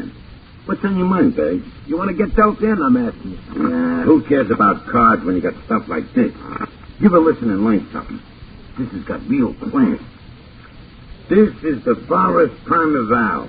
The murmuring pines in the hemlocks, bearded with moss and endowments green, indistinct... who's that, Uncle on the corner? He's got a beard and his clothes are so old they're all green. Shut up and listen like I told you. Yeah, sure, Junior, sure. Make with the poetry. You don't mind if I deal myself a hand of Canfield meantime, do you? Go on, Joey. Sounds kind of pretty. Da-dum, da-da-dum, da-dum, dum-dum. Yeah, dum-dum. How true. Also screwy. Go ahead, Joey. In the twilight, stands like a druid of elves, with voices sad and prophetic. Joey, you should excuse the interruption, but what's that there, druid of elves? Oh, it's it's like a tree, kind of, I guess. How should I know? But it sounds awful pretty. Yeah, pretty lousy. And what's the name of that there poetry? Evangeline, it says here. Or A Tale of a Caddy. Didn't the fellow what wrote it make up his mind? I don't know. I didn't get that far yet. Evangeline. Yeah, sounds like I heard it someplace. Oh, yeah. There's a joint over on 2nd Street. Belongs to the Salvation Army. What was you doing with the Salvation Army? Just passing by, big guy. I never went in a joint, not me. Oh, that's okay. Hey, guy, come in here. Check for it. Look out for them words, Joey. Someday they're going to jump right up and bite you. Nuts, they're him. Hey, what do you suppose made numbers so sore? Pig Eye, come in here. Who knows? I'd like to get to do a job like Pig Eye gets sometime. All we do is sit, and then go out, pick up the dough, and come back and sit. Boy, could I operate with a chopper. Forget it, Joey. Could be interesting, though. I was listening to Pig Eye. Flip a character a nice pick right. You don't make a sound. Dead. Yeah. A pick artist's got to be good. Real good. Anyhow, you get lots of time this way. Time for poetry, huh, Joey? Yeah. Hey, want to hear some more? No more trees, though, huh? Oh, I got another one. The book's full of them. Here. This may be kind of cute. Between the dark and the daylight, when the night is beginning to lower, comes a pause in a day's occupation that is known as the children's hour. Hey, that don't rhyme, hey. Lower don't rhyme with hour. Yeah, does sound funny. Oh, well, guys in that will slip once in a while. I hear in the chamber above me the patter of little feet. How'd you make out, Big Eye? Got a job to do. Hey, can we come? In the pig's eye, you can. How do you like that? Come on, Bags. Come on, where, Joey? We're tailing Pig Eye. Hey, numbers ain't gonna like this. What'll numbers know? It's almost time to go pick up the tank anyhow. We can tail Pig Eye and then go make the route. Well, okay if you say so, Joey. What are you laughing at? I was just thinking. You and your forest with beards. Only lumber around here is them there pool cues.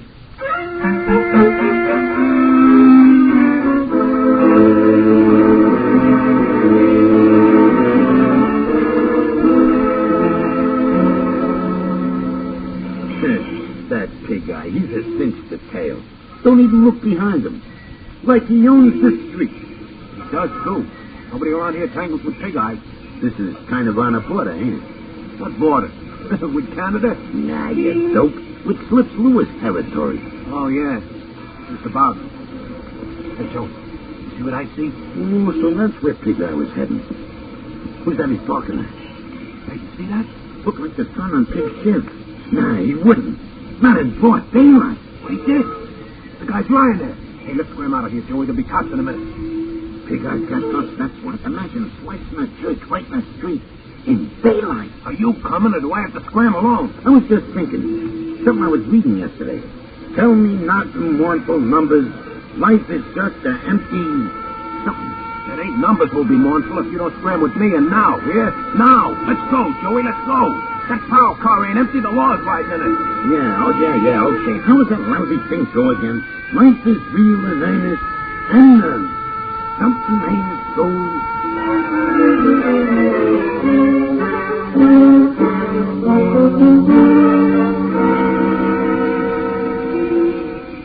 Hi, Benny. Hi. You got it? Yeah, I got it. Anybody riding 568? Not today. Kid from high school had it yesterday. Yesterday ain't today. How much? Today? What else? $22.46. That's all? That's all. The numbers ain't gonna like this. You used to pay off $100 a day at least. Yeah, that was before Slips Lewis started moving in. Way over here? Way over here. So that's it. Muscling in, is he? I'll see about that. You'll see about what? Poet?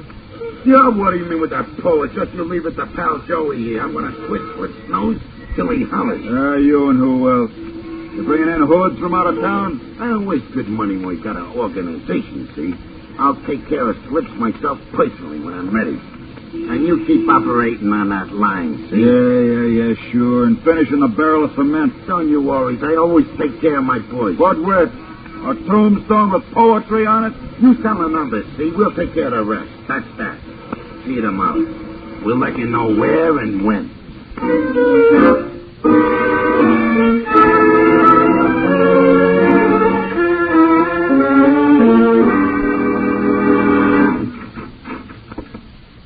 Numbers, here's the pickup. Everything up to scratch except Benny's territory. Yeah, what's wrong over there? He's down to half his usual pace. Says Slips is muscling in. I told him not to worry. We'd take care of it. We already did, didn't we, Pig Eye? Yeah, Slips got his warning an hour ago. Pig took care of one of his boys right on the corner. Broad daylight. Oh, yeah. What do you know about it? Well, it's in the papers already. It's in the papers and everything. What do you know, huh? Good work, Pig. You did real good. Now every runner in town will know who's boss. What the... Oh, you guys. Yeah, me. Here it is, boss. Not a winner in the territory. But the take ain't so good. Yeah, it'll be better tomorrow. And I'll see you, boys. But, boss, and you going to do nothing? I've already done it. And 2 territories don't worry me none. Not the penny ante kind you collect from. I'll see you tomorrow, boys. You don't worry about nothing. Don't you get me gray hairs now. I know Joey won't. He could always read poetry. So what? So just because you never got past the 6th grade, I gotta be a dope and not improve myself. Improve yourself? Get him, Pig. Yeah, I know. But poetry is educational. What, that kind? Now you take Limerick. There was an old lady from Wheeling. Nuts to that. I got something here. Here. Under a spreading chestnut tree, the village smitey stands. To smite the mighty man is he, with large and sinewy hands. You think it slips, Lewis? You ain't got no respect. That's your trouble. No respect for nothing. Not for you, poet. Is that so? Yes, so want to do something about it? I'll do plenty. What do you do, read more lousy poetry? I'll take Slips, Lewis, that's what. I'll show you who's big around here. Joey, cut it out, Joey. You take Slips? Well, you don't even pack a piece. Well, I thought it's for us collectors. You know that we ain't allowed us. Wait a minute, I'll show you. Keep out of numbers, Death. Got it. Hey, Joey, what are you going to do with that rock? I'm going to do like I said. I'm going to go out and take Slips Lewis personal.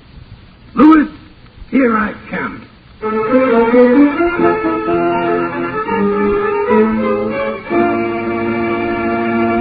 In just a moment, Crime Does Not Pay will continue with Between the Dark and the Daylight.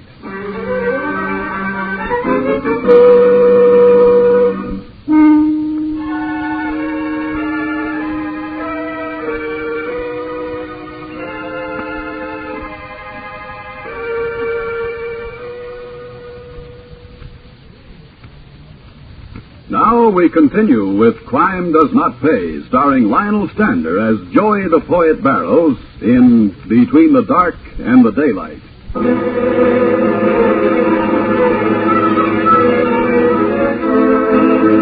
Joey proceeded to be as good as his word. With the gun he had taken from Number's desk in his pocket, he made his way straight to the headquarters of Slips Lewis. There in the anteroom, he found Slips' henchman, Jack the Newsie. Hey, where'd you learn manners? Don't you knock on doors? You'll embarrass yourself doing this someday. Save it, Crumb. Where's your boss? And whom shall I say is... Wait a minute. Me a crumb? Never mind the routine, fat boy. Where's Slips? Behind that door? What's it to you? Never mind, wise guy. I'll find out for myself. And keep your hands on the desk. Unhealed. Well, you Slips, Lewis? Who wants to know? I do. Are you, ain't you? Yeah, I am. Okay. Let's roll. That's a hot one. You trying to snatch me? You think the Newsie's going to let you? I already took care of him. I didn't hear no shooting. He'll keep. Let's go, big shot. If I refuse? Feet first to a slab in the morgue. Now move. Boy, you got something all right. You want to work for me? I work for Numbers Lane. I said move. Now it begins to make sense. Okay, I'll play. Open the door. You open it. You go first. And tell your fat newsboy friend if he lifts a finger, you get it right in the kidneys. Go on, open the door. Tell him. Son, you sure got talent. Have I? Thanks. None of that. Keep your hands outside your suit. Open the door. Start talking. Right. Stay where you are, Newsy. Yeah, but, boss, this pigeon's all alone. You move, he says, and I get in the kidneys. I like my kidneys. Stay where you are. Yeah, boss. My friend and I here are going visiting. The Numbers Lanes joint. If I'm not back in half an hour, come looking for me. Yeah, gotcha, boss. Get going. No stopping at the desk. And 5 to 2 are the odds, Newsy, that this bright lad will be working for us by the time I get back.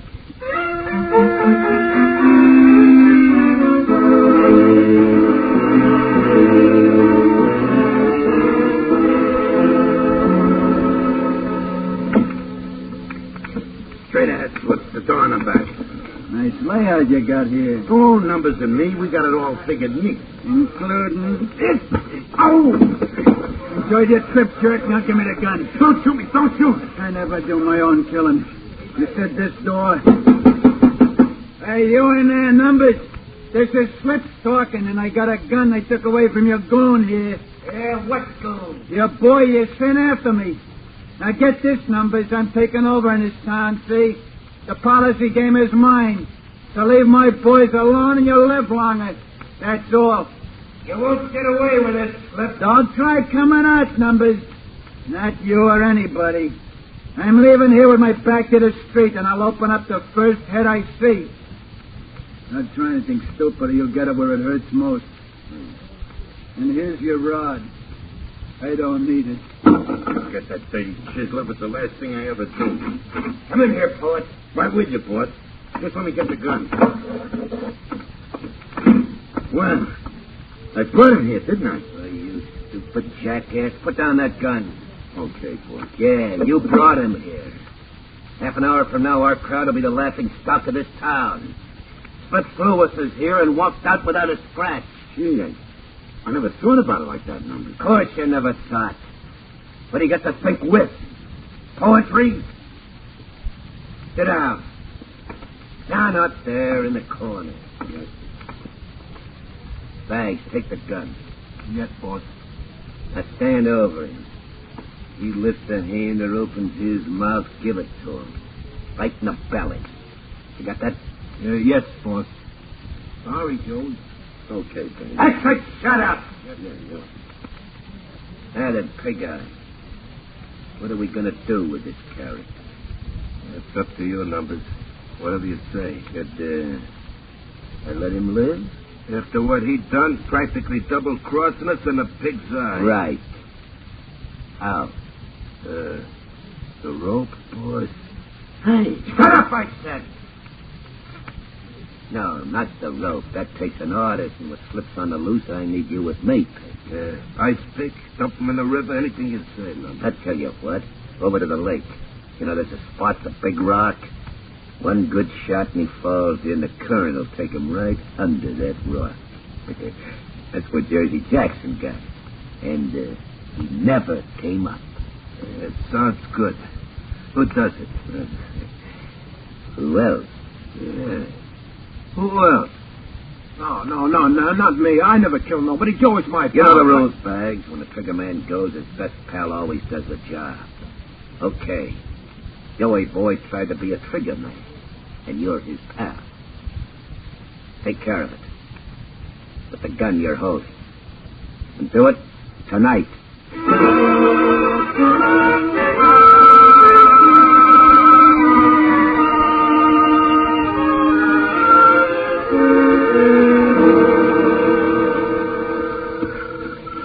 Much further, Bags? See, my feet are making me something fierce. Mine, too. I'll have to walk back. Sit down a minute, Bags, will you? What for? We're still pals, Bags. Let's talk. For the last time. Well, okay, I guess. The grass is kind of soft, ain't it? Grass always is, I suppose. It's a funny thing about grass. I guess maybe that's why them poets, the real ones, they always write about it. Now, one fellow wrote a whole book. I seen it once in the window of a bookstore. Leaves of Grass, he called it. Funny. Said on the cover the fellow was born in Brooklyn. Do you think they got any grass in Brooklyn? Who knows? Maybe. They got everything else. Well, never find out now. Why'd you try it, Joey? Why? I don't know. Maybe I was tired of being stepped on. A fella's got to break out sometime. Now I gotta... Well, I gotta. Why'd you do this to me, Joey? We always been pals. Do you really got it, Bates? Of course I got it. Maybe. Maybe not. Numbers said the bodies don't ever come up. They disappear. Get it? They disappear. Hey, look, if I go back and the gun ain't been fired... You could fire it. Out over the lake. I could take it on the land, maybe. And disappear. If they ever find out, I'm done, Joey. I'm your pal, Bags. Your pal. Yeah, sure, but... Look, if they ever find out, I'm done, too. Get it? You make it sound okay. Look, Bags, by now we would have been to the Rock. If we're going to do it my way, we got to move fast. It's an awful chance, Joey. You sure you'll get out of sight? And how? It's a deal, pal. It's a deal. Good. Now fire the gun. Fire it? Not at me, dope. Over the lake. Okay. Now beat it back to Numbers and tell them I disappeared. And you won't be lying, Bags. You sure won't be lying.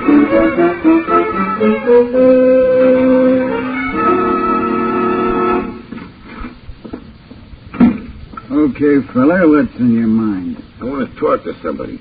The desk sergeant said that in here I could talk to somebody. Okay, you're in. Start talking. I got to know who I'm talking to. You're choosy, aren't you? I'm Dominic, Sergeant, Bracket Squad. While we're being formal, who are you? I'm Joseph P. Barrows. Never heard of you. Well, the bunch call me the poet. See, I got a book. Look, poet, I've never heard of you. What are you trying to tell me? I used to work for Numbers Lane. You what? Yeah. I was a collector, me and Bags King. We were the collectors. Do you know what you're doing coming in here? You're dead, boy, and you haven't got sense enough to lie down. I know. I smashed Slips Lewis, only got away.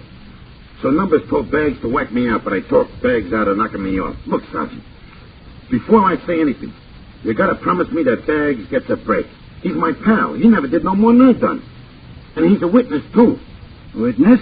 To what? Me and Bags, we followed Pig Eye one day. Pig Eye what? Numbers, Trigger Man? Yeah, that's him. We watched him. Take care of one of the Slips boys over in the corner of Jackson and West, right in front of the candy store. Yeah, I remember that, not long ago. Well, keep talking. No. You didn't promise me about Bags yet. Okay, I promise. If he turns state's evidence like you're doing, he'll get off easy. Now go on. Keep talking. We seen that killing. And we know that Numbers ordered it. We know lots of things, just from hanging around. Hold it. This is the whole operation, it looks like. I gotta call the DA on this first. The DA? You got nothing to worry about. Boy, are we going to protect you.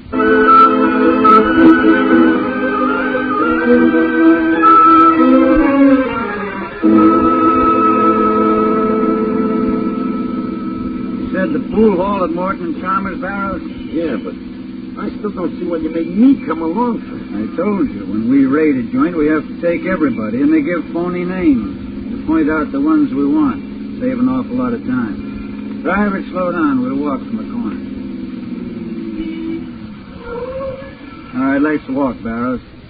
Get out, man. I know mobs. Quiet. You sure they'll be in there now? Oh, sure. This time of day, they're counting the tape. The tape. Pennies from kids, dollars that ought to pay the rent.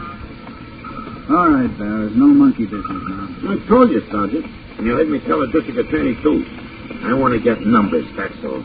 Right. In we go. That's the door, straight and back. Open it, Barrows. Yes, sir. Hi, Bags. Hey, guy. Numbers inside? Joey, you said you wouldn't come back. Why, you double-crossing skunk. Drop that gun, what? And a pig's eye, I will. Numbers faded, tops and stars. You want me? You come and get me. Hit the floor bag. Hit it. Under the table, quick. Come on, Lane. Your boy is dead. You're through. So's Lewis. We're taking him today, too. Ben, okay, babe? I think so. They promised to protect you, too, babe. Last call, Lane. You come out or we're coming in. All right, boys. In we go. Fire!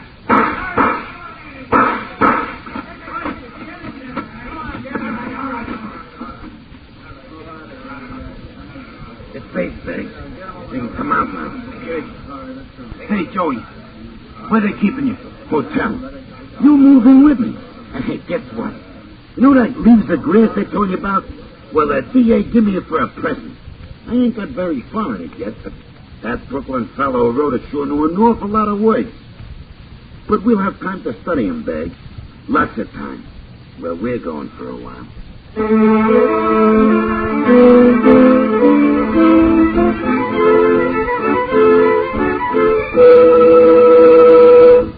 Crime does not pay.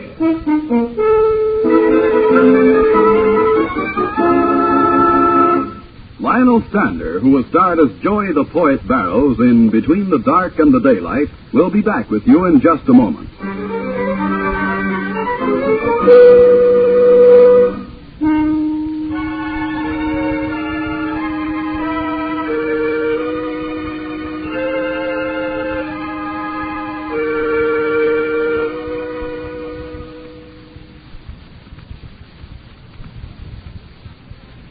Now here in person is Lionel Stander. And here's the way Joey the Poet is a tragic character, as any comic character is, as soon as he becomes involved in circumstances he cannot understand or control. But there's more to this story in my mind than just Joey and his quirk for poetry, Longfellow's poetry. If Joey and the thousands of real people like him had the chance for training, for learning, for understanding, the benefit to all of us would be almost boundless. But they don't have that chance. And so we lose them to bitterness, to a kind of slavery, in so many cases to the underworld. Once we root out the causes of this waste, once we see to it that our communities provide the proper opportunities for all, we will have gone far toward the day when it will no longer be necessary to point out that for ourselves, as well as for Joey the Poet, crime does not pay. Thank you, Mr. Stander.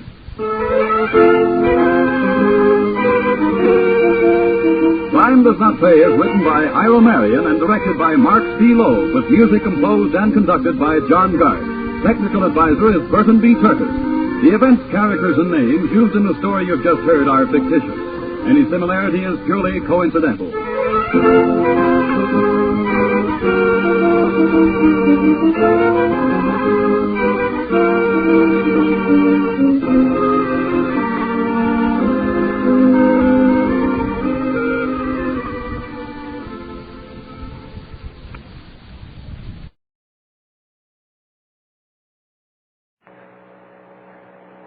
It's 8 o'clock. Good evening, ladies and gentlemen, and welcome again to Van Cristo Radio Theater, featuring vintage radio drama. Now, Gangbusters, presented in cooperation with police and federal law enforcement departments throughout the United States, the only national program that brings you authentic police case history. And be sure to stay tuned to tonight's program for the Radio Buff contest and a special record announcement.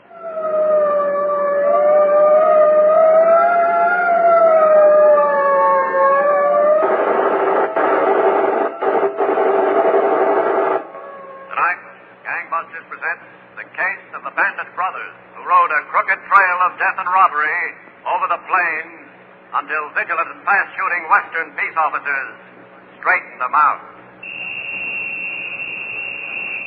Gangbusters has asked the Honorable Homer Casey, former sheriff of McLennan County, Texas, to narrate by proxy tonight's case. Thank you, and good evening, Gangbusters listeners. Let's start tonight's case in a small town in the ranch country of Colorado a few years ago. It was late on a Saturday night, and most of the ranch hands in for entertainment had headed home. But in front of a small house just off the square, a man dressed in boots and Levi's leaned against a streetlight, smoking a cigarette. Finally, he threw the cigarette into the street and walked up the front porch.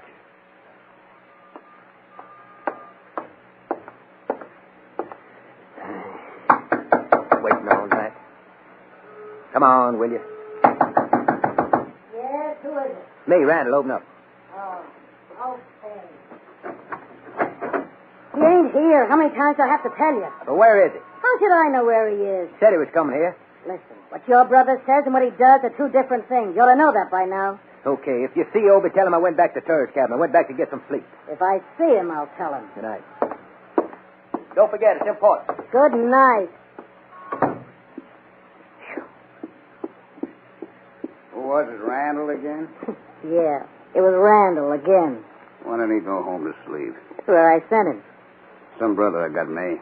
Follows me around like a beagle dog. Let's forget about your brother. Huh, Obie? Sure, baby. Come on, sit down. Sure, baby.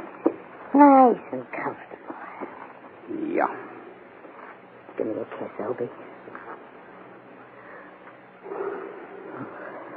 How about it, May? Suppose we forget Randall, you and me. We're starting traveling right now. No, honey, that wouldn't be any good. Oh, why wouldn't it? It'd be swell. Oh, you wouldn't want me to get mixed up in your business now, would you? You wouldn't want to get too involved in anything. No. Guess it wouldn't. Wouldn't be fair. So, like I was saying, you just go out with Randall and do what you have to do. I'll be sitting and waiting for you to come back. There's nothing else for me to do. Just sit and wait. Oh, no, it ain't that bad, May. This ain't such a bad time. What's good about it? Well, I got an idea. What, honey? Home. How'd you like to go back to Texas? You'd have plenty to do that. You mean you send me? Sure, I'd send you. Take a little visit. You come back here to Colorado. And everything's okay. Oh, but visits take money. Well, I got money. And I need money for clothes and everything. If I'm going to visit home, I got to have good clothes. Well, you got pretty good clothes, haven't you? Yeah, but, you know, there's all kind of expenses. How much you think you'll need, May? Oh, I don't know, honey. $500 or $600. Well, we're kind of low ourselves right now. Randall and me, we only have about $400 altogether. We ain't been out on the job in a couple of weeks. Well, I guess $400 will have to do. But May, All right. It's perfectly all right, honey. I'm sure I can get by on $400. That is, if it's okay with Randall. Look, we don't have to worry none about Randall. I carry the money. I always have. Oh, baby. You're a darling. A real darling.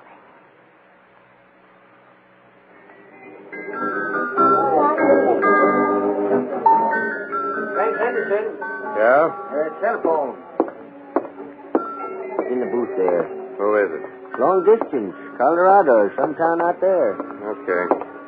Colorado. If she... Hello? Frank, darling? I thought I told you not to waste any more dough on long-distance calls, May. Frank, honey, I'm coming back. I'll be there in Waco the day after tomorrow. Hey, now, let's get something straight, baby. If I gotta pay your way, you stay up there. Oh, I got my way paid all right and plenty to spare. Yeah? Who's the chump? A guy named Obie Throneberry. Will you meet me at the train, honey? You know where to find me. I'll see you when you get in. Oh, please. I said I'll see you when you get here. All right, honey. I love you. Yeah. Goodbye.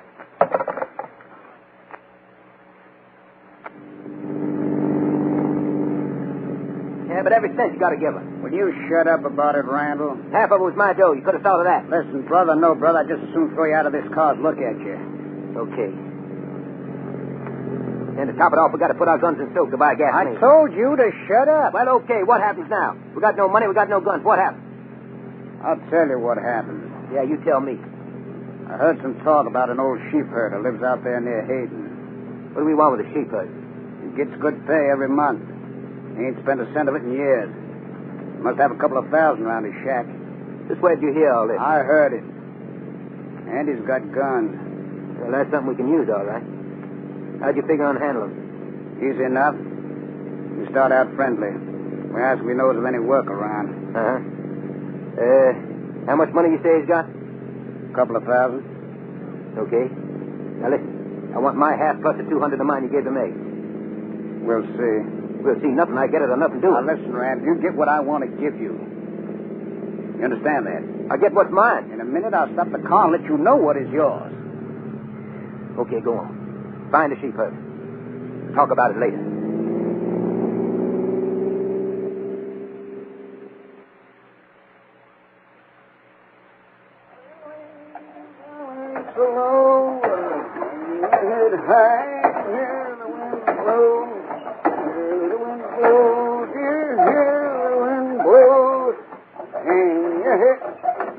Hello, mister. Howdy. Saw your shack here on the hill. Our car's kind of heated over. We were wondering if you could spare some water from your well. Yeah, help yourself. The only thing is we ain't got a thing to carry the water in. Ain't, huh? Nope. Well, there's a bucket inside you can use. Come ahead. That's blind.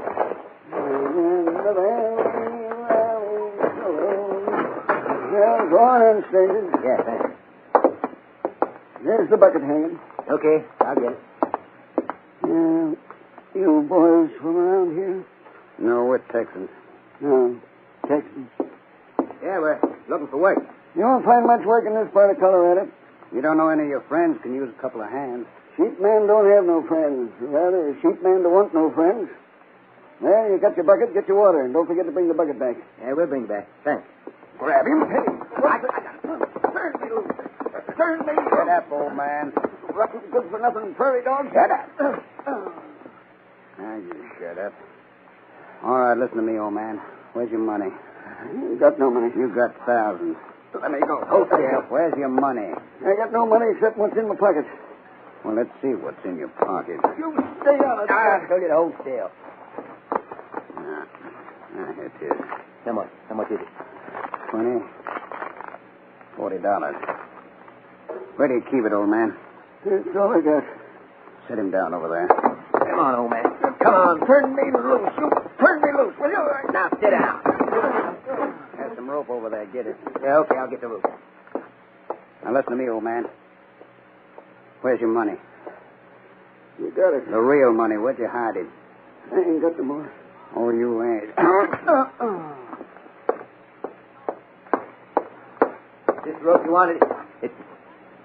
Hey, what do you want to knock him out for? Don't ask me questions. Get him tied up. And we get what we came for.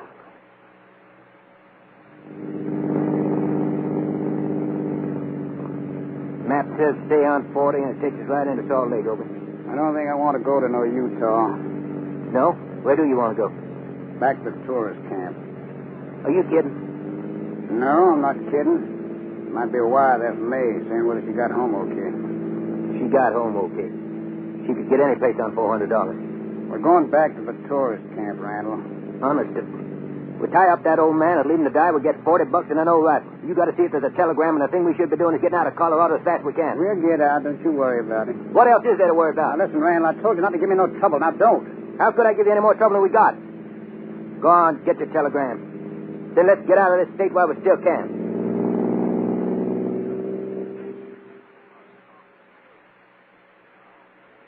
Well, Gangbusters listeners, these brutal killers, the Thornberry brothers, felt secure on the assumption that they left no clues for the authorities.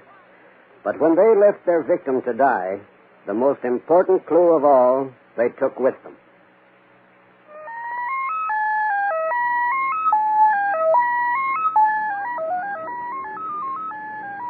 This is the Muse. Think about it.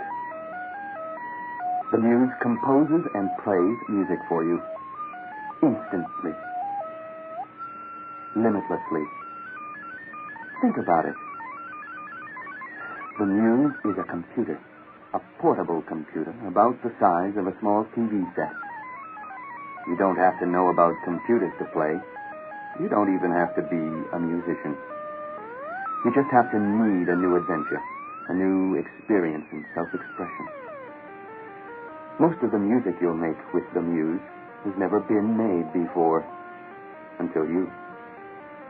Some of the pieces you'll compose will be 30 years long. 30 years. The Muse costs $300. It's available only at Audiolab. The Muse. Think about it. The Muse is a product of Triadex Incorporated, the computers for people. Experience the Muse now at Audiolab Cambridge, 16 Elliott Street, Harvard Square. Now back to Gangbusters. Here again is the narrator of tonight's case, Sheriff Homer Casey of Waco, Texas. As I was saying, Obie and Randall Throneberry killed and robbed a helpless sheep herder in Routt County, Colorado. By the time the crime was discovered and the alarm spread, the two killers had left the state of Colorado and crossed into Wyoming, where they appeared in the town of Rawlins. The two brothers had parked their car in front of a hardware store and were walking to the door carrying an old rifle. We ain't far enough away, Obie. Wyoming's not near far enough. What are you scared of? What do you think? Shouldn't have wasted all that time going back to get a wire that wasn't there. Now, don't give me no more headaches. I got enough. Go on in. Ought to wait a while. Morning, fellas. Howdy. Can I get you something? Yeah, I'll tell them. We want some cartridges for this here rifle. 3 or 4 dozen. What caliber? The 32-40, I think. You think? Yeah, we just bought it. Off an oil man out near Saratoga. Uh-huh. What make rifle is that? Winchester. Let him see it, Randall. Okay. Uh-huh. Yeah, I can get you something that fit it. Oh, this is an old-timer. How do you like that homemade sight? Couldn't have paid too much for this rifle. No, not too much. Well, can you fit it with cartridges, or do we have to go someplace else, huh? No, you don't have to go anyplace else. Yeah. All right, the two of you get your hands in the air. Hey. Get them up. What's this all about? I'll tell you what it's all about. I'm a deputy sheriff of this county. So what have we done? Just keep those hands up. Okay. I saw a report this morning of a killing over in Colorado. They found an old sheep herder murdered. And this rifle answers the description of the one he owned. You two are going to spend a little time in the county jail till we find out for sure. Now, look, Just mister. keep them up. Now, both of you march out that front door. Go on, march.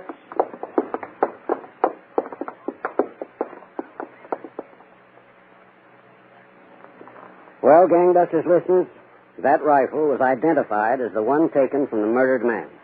Obie and Randall Throneberry were charged with murder and taken from Wyoming to the Routt County, Colorado jail in the basement of the county courthouse at Steamboat Springs.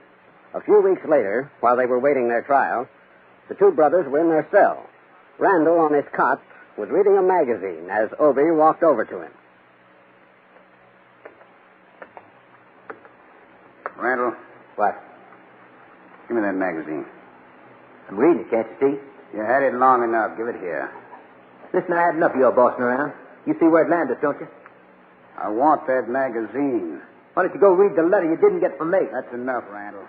Sure, we're in jail. They're going to try us for murder. She'd send us the money because we're in trouble. You didn't get my letter. She's got it all right. She's nothing but a rotten little... Okay, Randall, you asked for it. Keep your dirty hands off me. You asked for it. Lay off. I'll show you. Get away from me, Obie. Get away from me. Get away. Oh. Hello, Sheriff Parker. Matter. Don't you two get along? Well, we get along all right. I want to be moved out of here, Sheriff. Put me someplace else.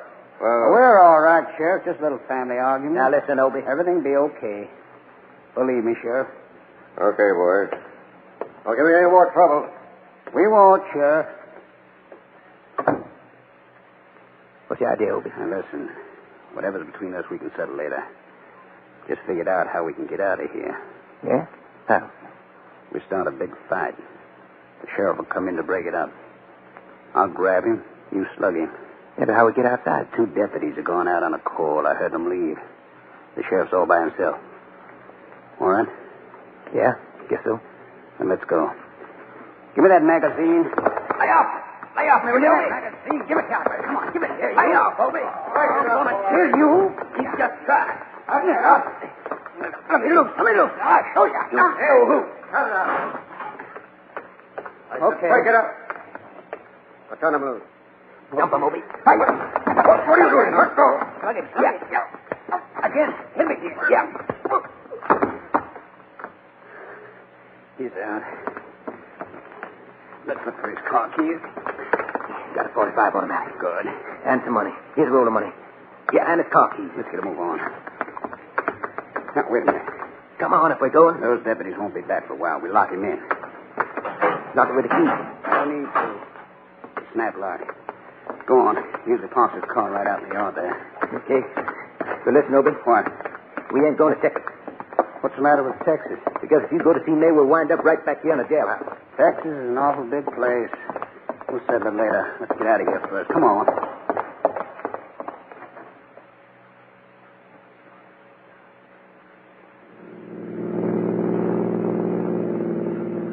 There's nothing to it.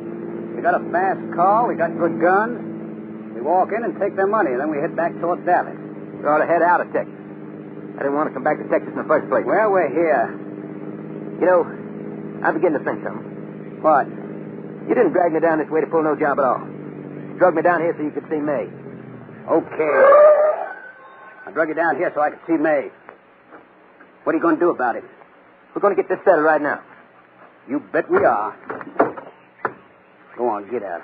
Obie, take that gun off. Get out. Look, I'm your brother. I could still spit on you. Get out, you yellow-livered little punk. Get out. Yeah. Well, listen, Obie. You wouldn't kill me.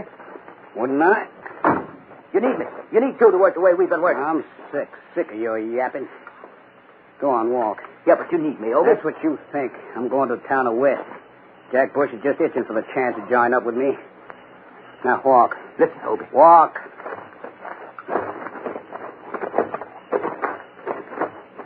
Straight into them woods. Obie, shut up. You give me a chance, won't you? You wouldn't kill your own brother without a chance. Okay, you got a chance. Start running. Obie. Start running before I change my mind. Yeah. Yellow-livered punk. Brothers, huh?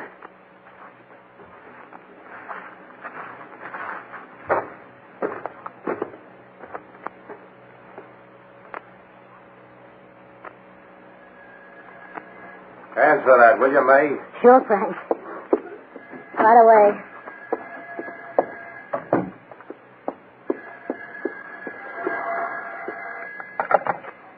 Hello? May? Yeah. Who's this? It's Obie. Obie. Yeah, baby. Did you hear about me breaking out? Yeah, I heard. I got a surprise for you. I'm back in Texas. I'm right here in Waco. Yeah? Yeah. How about me coming over? Oh, you better not do that. I think the police are watching the place.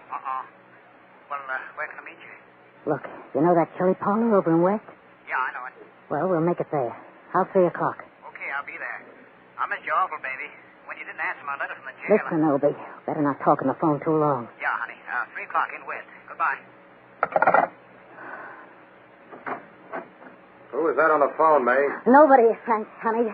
Just for me. Well, don't keep the phone tied up all day. I got important calls coming through. All right, honey, I won't. The book. Look. Sheriff's Department, Waco. Operator, Waco 471, please. And hurry.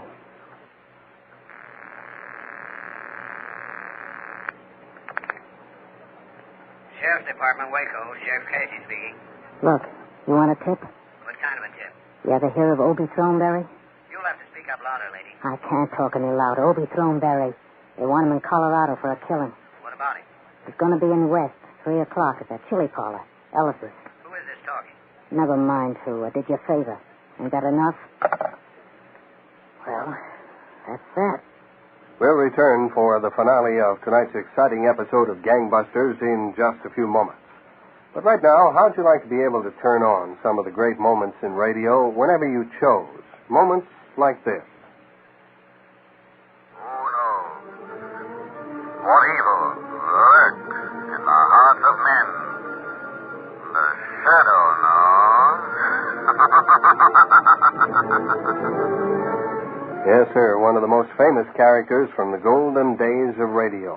Or perhaps if you were turned on by some of the music of the past, you might enjoy listening to this fellow. Linger a little longer in the twilight with me. We'll dream our cares away. Somehow in the twilight. The Vagabond Lover, as he was called, Rudy Valley.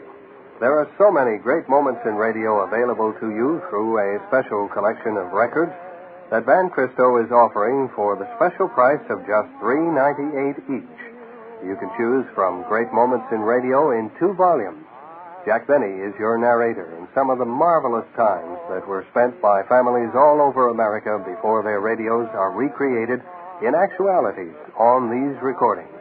Also, you can pick up W.C. Fields on radio with Charlie McCarthy, some of the funniest moments that ever happened on the air. And there's a wonderful collection of old-time radio which features such great moments as the Rudy Valley song to which you were listening. Any of these 4 recordings are available to you at $3.98 each, or all 4 of them that you like at the special price of just $3.98. So send your check or money order in the amount necessary, $3.98 for each recording, and specify which recording, or all of them if you like, to Van Cristo Radio Theater, 18 Newbury Street, Boston 02116. Remember to specify which recordings you want, or all 4 if you choose. They are Great Moments in Radio, Volumes 1 and 2 with Jack Benny narrating, W.C. Fields on radio with Charlie McCarthy, and Old Time Radio. Any one of the 4 at $3.98 each, or all 4 if you like, again at $3.98 each. Send your check or money order to Van Cristo Radio Theater, 18 Newbury Street, Boston 02116. Now back to Gangbusters.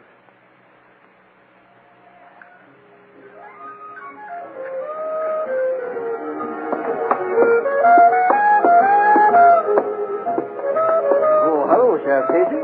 I ain't seen you in the cafe for some time. Deputy Owen. How are you, Mr. Ellis? Mr. Ellis? Yeah, fine. How about you two sitting down for a nice lunch? Nettie's cooked up some awful good chili today. Well, we don't have time today, Mr. Ellis. See, we're looking for a fellow. He's supposed to come in here at 3 o'clock. Oh? We'd like to sit in the kitchen until he walks in. Why, sure, fellows. Is it anybody I know? No, I don't think so. This is a guy from out of the state. A guy named Obie Throneberry. Did you say Obie? That's right. There was a fellow in here a while ago. Huh? He asked could he use the phone to call Waco, and I said sure. I heard him say his name was Obie. That's so. He rushed out of here as mad as a Brahma bull. Is this a picture of that man? Why, yeah, Sheriff. That's him. He rushed out of here mad, huh? That's right. Said he had a date for later. He wanted to use the phone to call his girl to ask her to come earlier. I think he called her and got a man on the phone. How long ago? Oh, not 15 minutes back. Which way to go, do you know? No, he didn't. Hey, his car was parked right out in front. What make was it? Pontiac, I think. Yeah, a maroon Pontiac with Oklahoma plates. Thanks a lot, Mr. Ellis. Owen. Yes, Sheriff? Get the car started. I'll phone in a radio alarm, then we'll take out after it. Sure thing.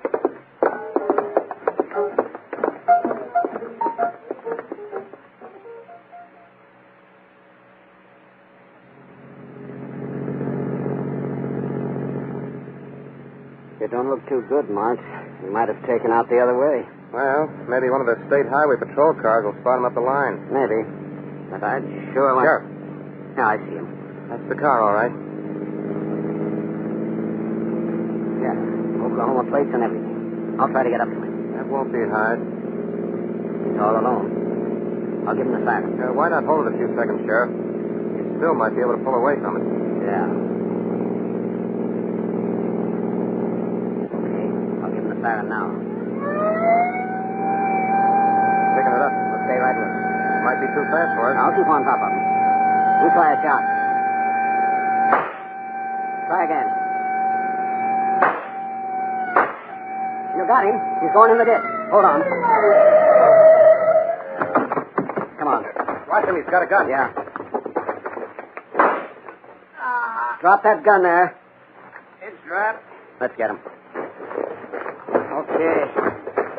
Okay, I'm all shut up. Take it easy, you'll be more shut up.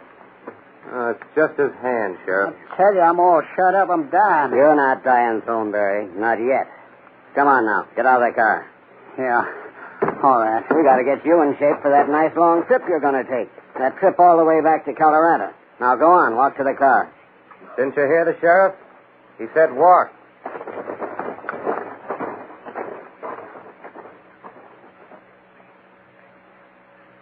Well, Gangbusters listeners, that was how the killer Obie Throneberry was apprehended. His brother Randall was arrested by FBI agents later on a farm where he'd gone to hide. Each of these murderers is now serving a term of 43 years imprisonment at the Colorado State Penitentiary in Canyon City. Well, thank you, Sheriff Homer Casey, for this case history. And Gangbusters, congratulations to all the law enforcement officers who participated in putting these notorious Throneberry brothers behind bars. It's time now for our Radio Buff Contest of the Week. Each week following our presentation of Gangbusters on the Van Cristo Radio Theater, we hold a special Radio Buff Contest. The winner receives a copy of Orson Welles' famous production of The War of the Worlds. And last week we asked you a question about the straight man working with W.C. Fields in an excerpt from a great moment in radio that we played for you. That was none other than Don Amici. And our winner was Mr. Walter Curley of Border Road in Natick, who will soon be receiving his copy of Orson Welles' famous production of The War of the Worlds. Congratulations, Mr. Curley. Now, you may be the winner of a copy of this famous production, so listen carefully to tonight's Radio Buff Contest. We want you to listen closely to this theme music which we're going to play. It introduced a daily radio drama dealing with the medical and marital adventures of an attractive young woman and her adopted son. Ann Shepard starred in the title role. Please identify either the show or this music.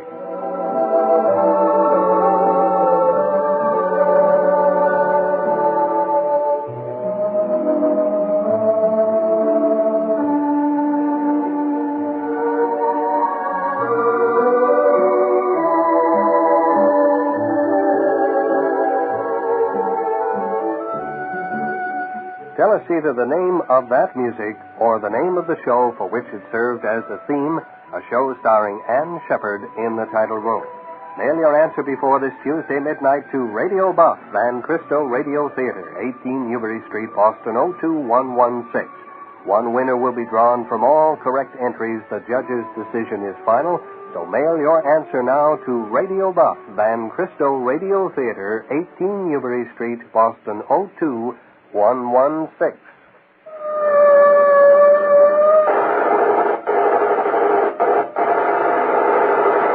Tonight's Gangbusters case was dramatized by Stanley Niss and directed by William Sweet, with Ralph Bell and Art Carney in leading roles. Don Gardner speaking. Gangbusters is a Phillips H. Lord production. And it comes to you every Sunday night at 8 o'clock on the Van Cristo Radio Theater on WCRB. Proudly we hail.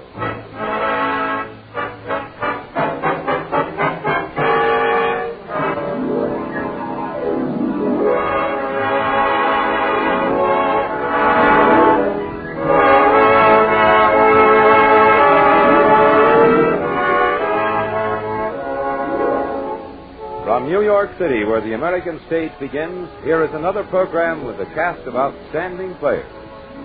Public service time has been made available by this station for your Army and your Air Force to bring you this story.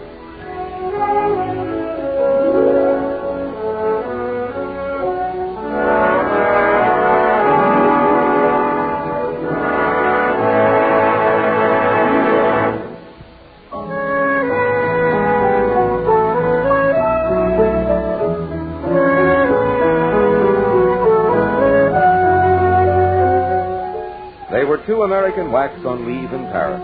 Two girls with 24 hours in which to meet the most beautiful city in the world. One of them met the music of Paris, met merriment and romance. The other met adventure. In just a moment, our story, but first... Have you noticed the new trim whack uniform worn by the young women who are serving in the Women's Army Corps?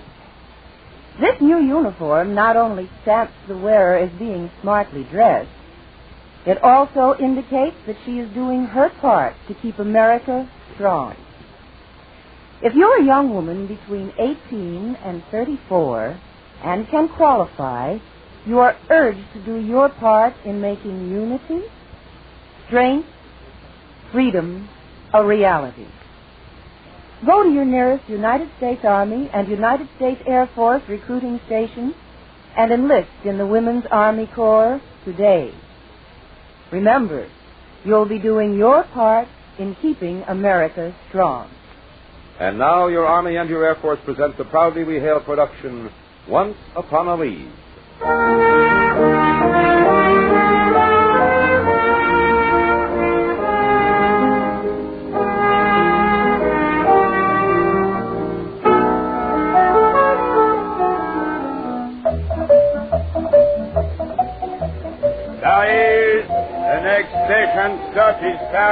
Paris. The next station stop is Paris. Anne, wake up. We're coming into the station, Anne. Oh, what? Dixie, stop shaking me. I'll make Reveille. Reveille? Are you kidding?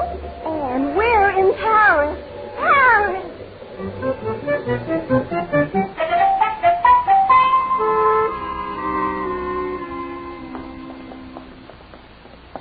Mademoiselle is satisfied with this room? Oh, it's a lovely room. Just beautiful. From this window, one can see the Champs-Élysées. And from the balcony over there, the Eiffel Tower. And the Eiffel Tower. Just like it looks on the postcards. The mademoiselles wish anything else? No. No, thank you. Everything is just wonderful. Oh, just a minute. And how much do I tip him? Well, since you're so in love with Paris, why don't you just give him a big kiss? A lot of help you are. Here you are, boy. If we need anything, we'll call. Oh, thank you. Thank you so very much. Bonne nuit, mademoiselle. And may Paris treat you as generously as you have treated me. Well, what a sweet thing to say. And just because I tipped him a couple of francs. Yes, he was being just darling, I'm sure. Dixie, hand me that small suitcase. I think I put my nightie in with my other uniform. And Dennis, you can't be serious. You're not going to bed. Not now. You care to make a bet on that point? But, Anne, we only have 24 hours. 24 hours, and then it's back to London. Back to reveille and inspection and morning reports and this is Paris. Just like on the postcards. Hand me that suitcase. Well, maybe you're going to bed, but I'm not. I'm going to enjoy my leave. I'm going to have onion soup and see Paris from the Eiffel Tower. Maybe I'll go to the Opera House. Or maybe I'll sit at a table at one of those darling little street cafes. And a tall, dark, handsome man will come up and toss a handful of diamonds in your lap. Oh. No thanks, Dixie. Not tonight, anyway. I'm still going to bed. All right. Go to bed. Sleep 24 hours for all I care. That's the trouble with you, Anne. You don't know how to enjoy yourself. You never have any fun. Nothing exciting ever happens to you, and nothing ever will. Good night, Dixie. We'll go sightseeing in the morning. Sightseeing? How exciting. How very exciting.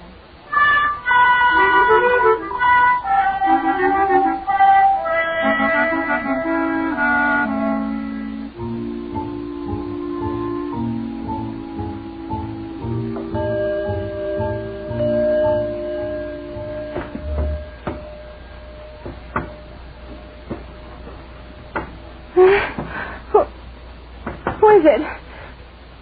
Who's there? Dixie? Dixie? Someone trying to get into the room. Oh, is that a light switch? Oh, nice place to leave a suitcase. Oh, that's better. Dixie? Is that you? Wait, just a minute. I'm trying to get the door open.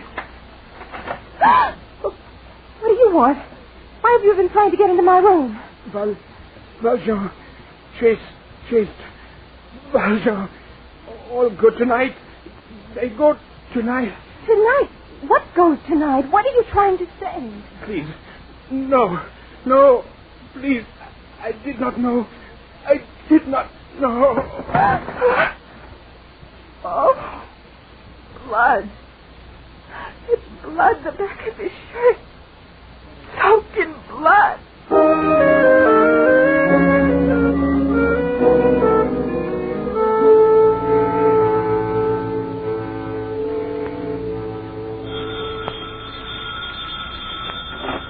'71st MP headquarters, Sergeant McDonald speaking. Yes? Who? Corporal and Dennis. What did you say? Yes, we'll be right there. No, we'll take care of everything. What was the name of that hotel again, Corporal? Les Miserables. Yeah, I got it. Stick tight. We're on our way.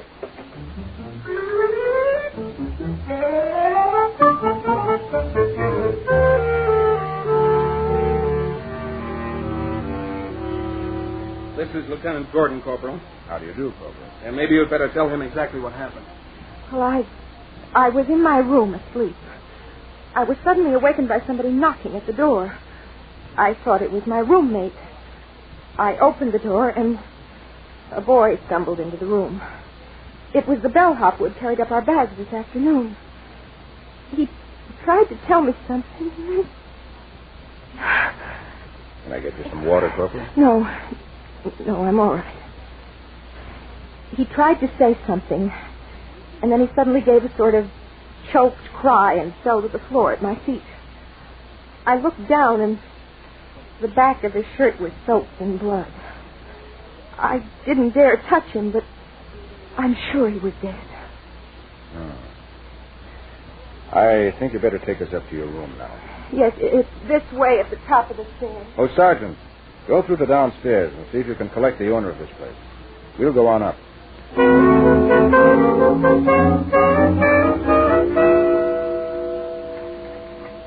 I locked my door when I came downstairs to phone. You always read about no one being allowed to touch the body in mysteries. Good girl. Your roommate hasn't come home yet? Oh, no, I don't expect her for another hour or so. Dixie loves having a good time. Whenever we're stationed near a new city, she can't wait to go out and explore it from stem to stern. Here, let me help you with that. No, that's all right. I think I've got it now. Oh, there we are. Fine. Corporal Dennis, you sure this is the right room? What? Of course I'm sure. There's my suitcase. That's my raincoat on the chair. My things on the dresser. There seems to be only one thing missing. The body. But when I left, he was lying right there by that chair. His arms were stretched out and his fingers almost touched the legs of the chair.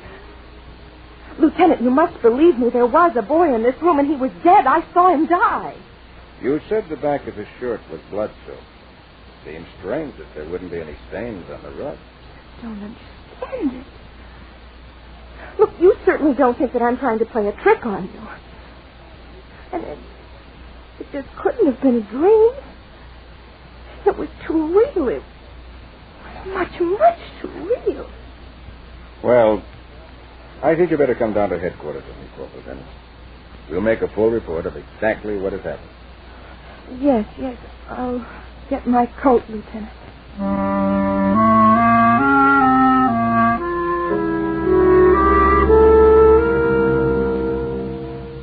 Repeating what the boy said, Corporal. I want to make sure I have it correctly. As I told you before, I can't tell you exactly because he was in such pain that he couldn't speak very clearly, but I heard the word Valjean and something about going tonight. And then he seemed to be remembering the moment when he'd been shot. He screamed, "Please don't, I didn't know." And that's when he fell to the floor. Anything else, Sergeant? I think we've got everything now, Lieutenant. You still don't believe me, do you? Well, it is a rather fantastic story, Corporal. I'd like to believe you. I see no reason why you'd lie. But no corpus delicti. Isn't that the term they use? If the boy doesn't show up at the hotel in the morning, we'll go to work. I only know why his body disappeared and how. I went directly to the lobby. Nobody passed me either way while I was phoning. The back door of the place was locked and bolted from the inside. Very neat problem, Corporal Dennis. Well, we'll send some men over in the morning and go through the place with a fine-tooth comb. Maybe they'll be able to turn up something. But tomorrow may be too late. He said they're going tonight. Since we don't know who's going or where, I think everything will wait until morning, Corporal. Well, Sergeant McDonald, will you drive the corporal back to her hotel? No, thank you. It isn't far, and I'd much rather walk. I think the fresh air might do me some good. It's a little late for walking, Corporal. It's almost 3 o'clock. I'm perfectly capable of taking care of myself. I must admit that I'm as confused as you by the entire situation, Corporal Dennis. Let's hope we can clear it up in the morning. My leave is up tomorrow night. I'll be leaving for London in the afternoon. Well, I'll talk to you before then. You can be sure. I wonder what Dixie will say about all this. Good night, Corporal. Oh, Corporal. Yes? Paris is a very old city. Over 2,000 years old. She's seen a lot of good times and a lot of bad times. She's heard the tumbrils rolling through the streets. carrying the aristocrats to the guillotine. She's heard the German boots and American tanks. She has a lot of hidden secrets, which a lot of people would like to know. But she keeps them to herself. For all we know, what happened tonight was one of those secrets. I didn't mean to wax poetic, but you see, I was born in Paris, and as much as I love her, she's much too tricky for me. Well, I guess she is for me, too, sir. Well, thanks. And good night. Good night.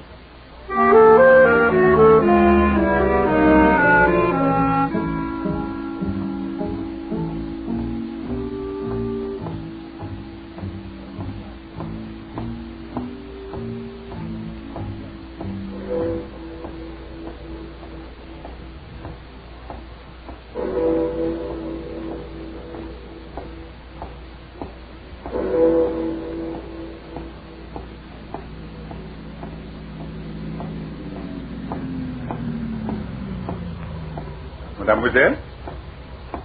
Mademoiselle Corporal? Yes? What is it? We are looking for an hotel, and we are lost. Oh, I'm sorry. I don't know about any of the hotels. I've only been in Paris a few hours. This hotel is called Les Miserables. I've never heard of that hotel. I'm afraid you have, mademoiselle. Let go of my arm. I advise you not to try anything. Now, get in the car. You can't do this. The American authorities. The American authorities will have no idea of what has happened, I can assure you, since you will not be here to tell them. You can't force me into that car. You can't. I am very sorry, mademoiselle. Get going. We have very little time left. Everything must go tonight.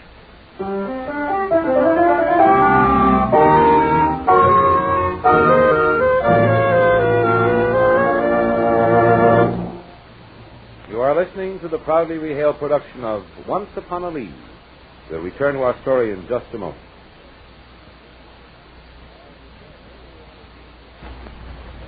Young woman, how about your future? Does it include an interesting and important job? A job that'll take you to the exciting places of the world. Places where tomorrow's history is being made today. Right now, young women like yourself are urgently needed. Here's an opportunity for you young women of America. An opportunity to get in step with the smartest. Today, the rapidly expanding Women's Army Corps, a proud newcomer on the team of defense, needs qualified young women between the ages of 18 and 34. This is your chance to do an important job. The pay is good, with excellent prospect of rapid advancement. Why not check with your local United States Army and United States Air Force recruiting stations today? You'll find that it's easy to get in step with these proud American women who are serving their country in the Women's Army Corps. And now your Army and your Air Force present the second act of the proudly rehailed production, Once Upon a Leaf.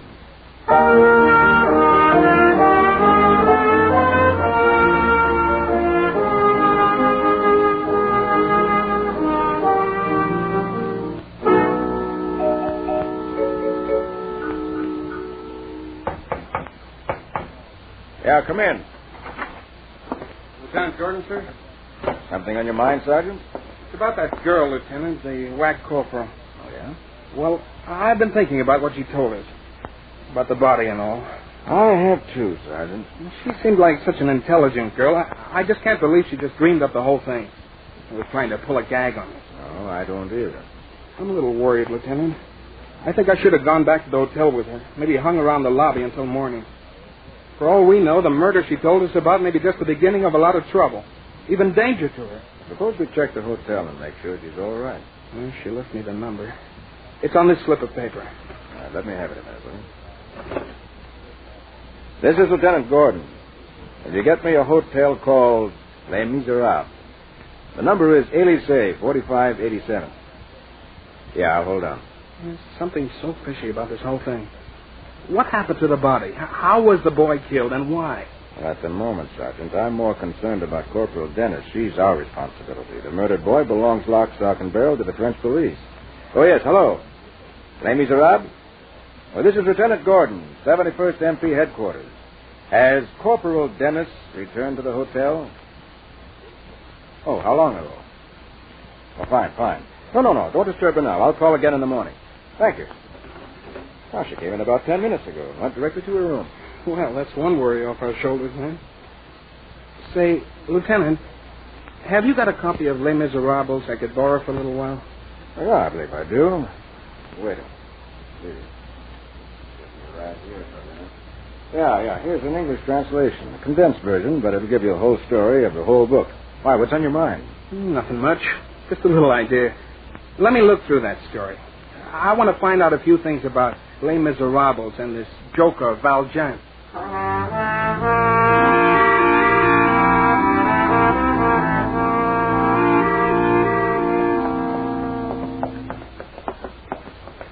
Sit down, mademoiselle, and be advised not to try anything foolish. What is this place? It smells and it's wet. You are obviously not very well acquainted with Paris. We are in an abandoned tunnel which runs directly under the hotel. My hotel? Or shall we say our hotel? Michel, where is Emile? He'll be down soon. He's minding the desk. We have not much time. We must leave before dawn. Otherwise, somebody might question the convoy. I think we should wait. After what happened earlier tonight, the police may be on guard. I think not. The American MP did not call them. We must go tonight. I have promised delivery. Push back the doors, Michel. Perhaps you're right. You see something familiar, mademoiselle? They're army trucks. How did you get them? Shall we just say we borrowed them from your most generous transportation source? They're stolen trucks. You're taking them out of Paris to sell them on the black market. Ooh, mademoiselle adds 2 and 2 with great ease. You'll never get away with it. They'll catch you. Do you take me for a fool? The boy got cold feet. He was afraid. He didn't want to be caught by the police. He thought we only had one truck. We have 3, and he would have to drive with us. And that's when he tried to run away. Like Jean Valjean, he tried to escape. He ran, and then suddenly he stumbled and fell. You shot him. He crawled through a small air shaft and got back into the hotel. He went to your room for us. He knew you would call the military police.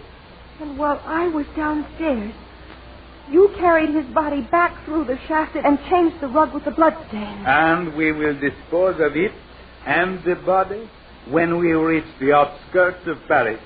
You shot that boy. He will not talk to the police. Michel, go get Emile. We will leave now. And give me that rope. I'll make sure that we have no trouble from our little friend.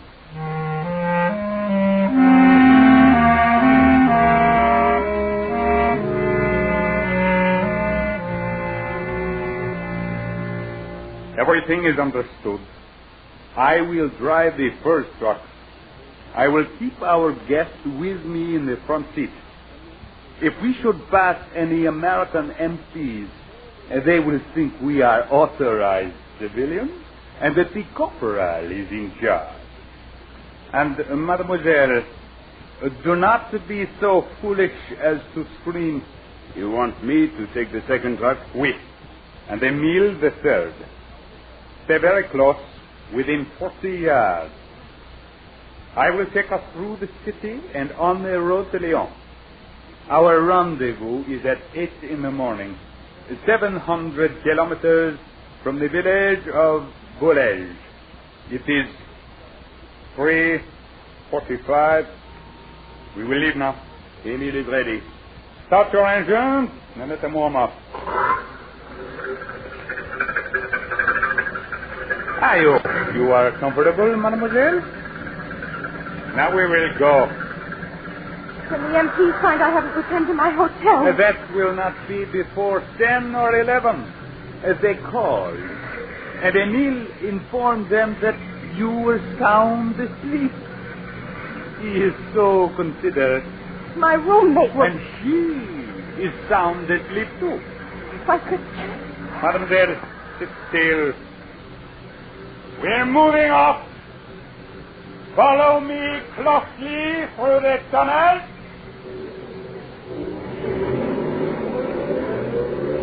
A most educational tour you will have, mademoiselle.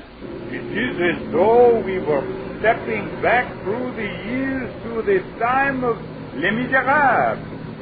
A very romantic thought, is it not? They had very effective prisons, too, in those days, and still do. Such a shame that I won't be able to see them, mademoiselle. Pick up the speed now.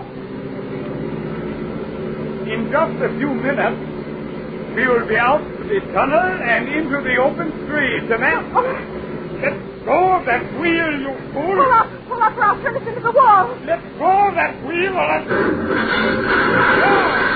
Let go, you. Now let's see you get that truck out of here. I warned you.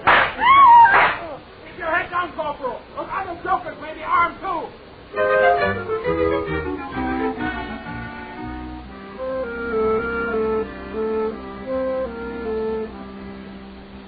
It's entirely the sergeant's idea, Corporal Dennis.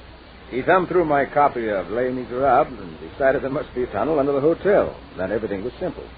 We got one of the old men in the neighborhood to show us the tunnel entrance. And just as we started down, we heard the trucks coming. I'm certainly glad you arrived when you did. I think Andre fully intended to add a second murder to his list for the night. I'm sure he did. Well, it's been a long night. I think we should all try to get a little sleep. You turned the other men over to the French police? Yes. Yes, we found the missing body in one of the truck lockers. Look, Lieutenant, if you don't mind, I'd like to drive the corporal home this time. And this time the corporal accepts.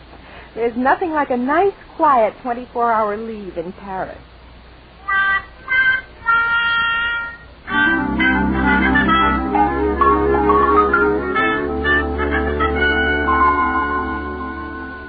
I was going to wake you up last night when I came in and tell you everything that happened.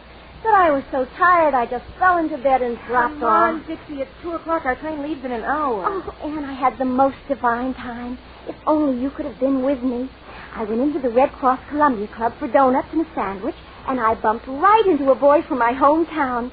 I always thought he was a stick, but you should see him now. Your blouse on the chair over there? Oh, just throw it into your bag for me like a sweet child. Anyhow, this boy, his name is Bill something, and he's a sergeant in the Air Force, and we almost fell into each other's arms. We had dinner at such a wonderful little cafe, and then we went dancing. My other glove, Dixie. And we walked through Paris and climbed the long hill to Sacré-Cœur. Isn't that your glove on the bureau? Oh. And the church was ghost white in the moonlight, Anne. Absolutely ghost white. Oh, why can't our leave last longer? We might just as well go downstairs and check out now. Well, maybe we can come back again soon. At least before Bill's transferred again. Oh, but Anne, you've let me chatter along without letting you get a word in edgewise. You sure you have our tickets? Mm-hmm. Right in my bag. Oh, Anne, I'm sorry you didn't have a better time. Looks like I had all the fun and excitement. Well, but at least you had a good rest. Well, you did sleep well last night, didn't you? Well, as a matter of fact, I didn't. What? You probably won't believe this. I was in bed and asleep. Uh-huh.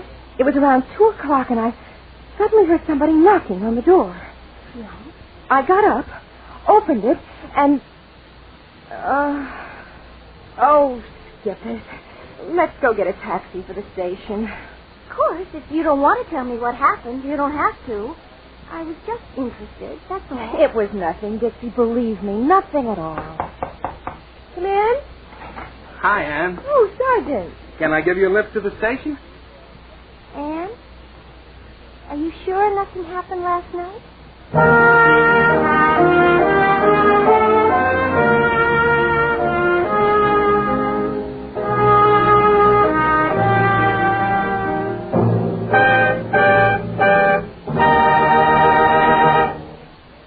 A brief word to young women. Why get an early start with a job that gives you the feeling of being of real service to your country. You'll enjoy that feeling in the Women's Army Corps, and you'll be doing a job that'll be a little different every day.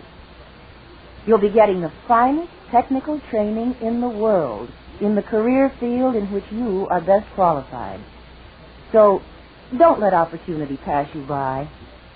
Remember, today young women between the ages of 18 and 34 can best serve their nation by working side by side with the men of the services. Visit your nearest United States Army and United States Air Force recruiting service and get all the details today. You are urgently needed.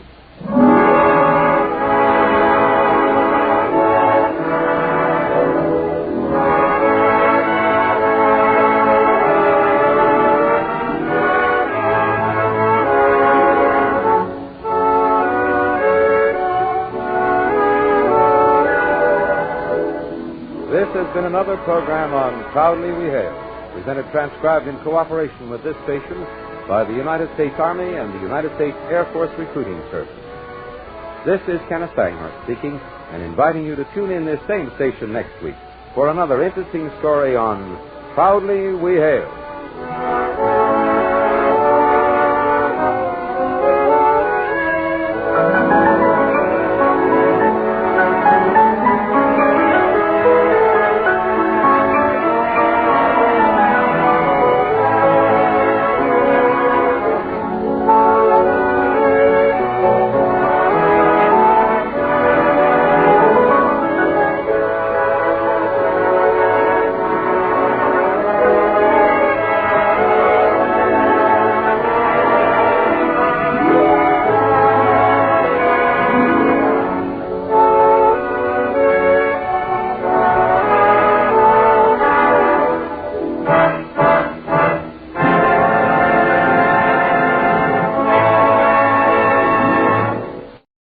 Petri Wine brings you Basil Rathbone and Nigel Bruce in the new adventures of Sherlock Holmes.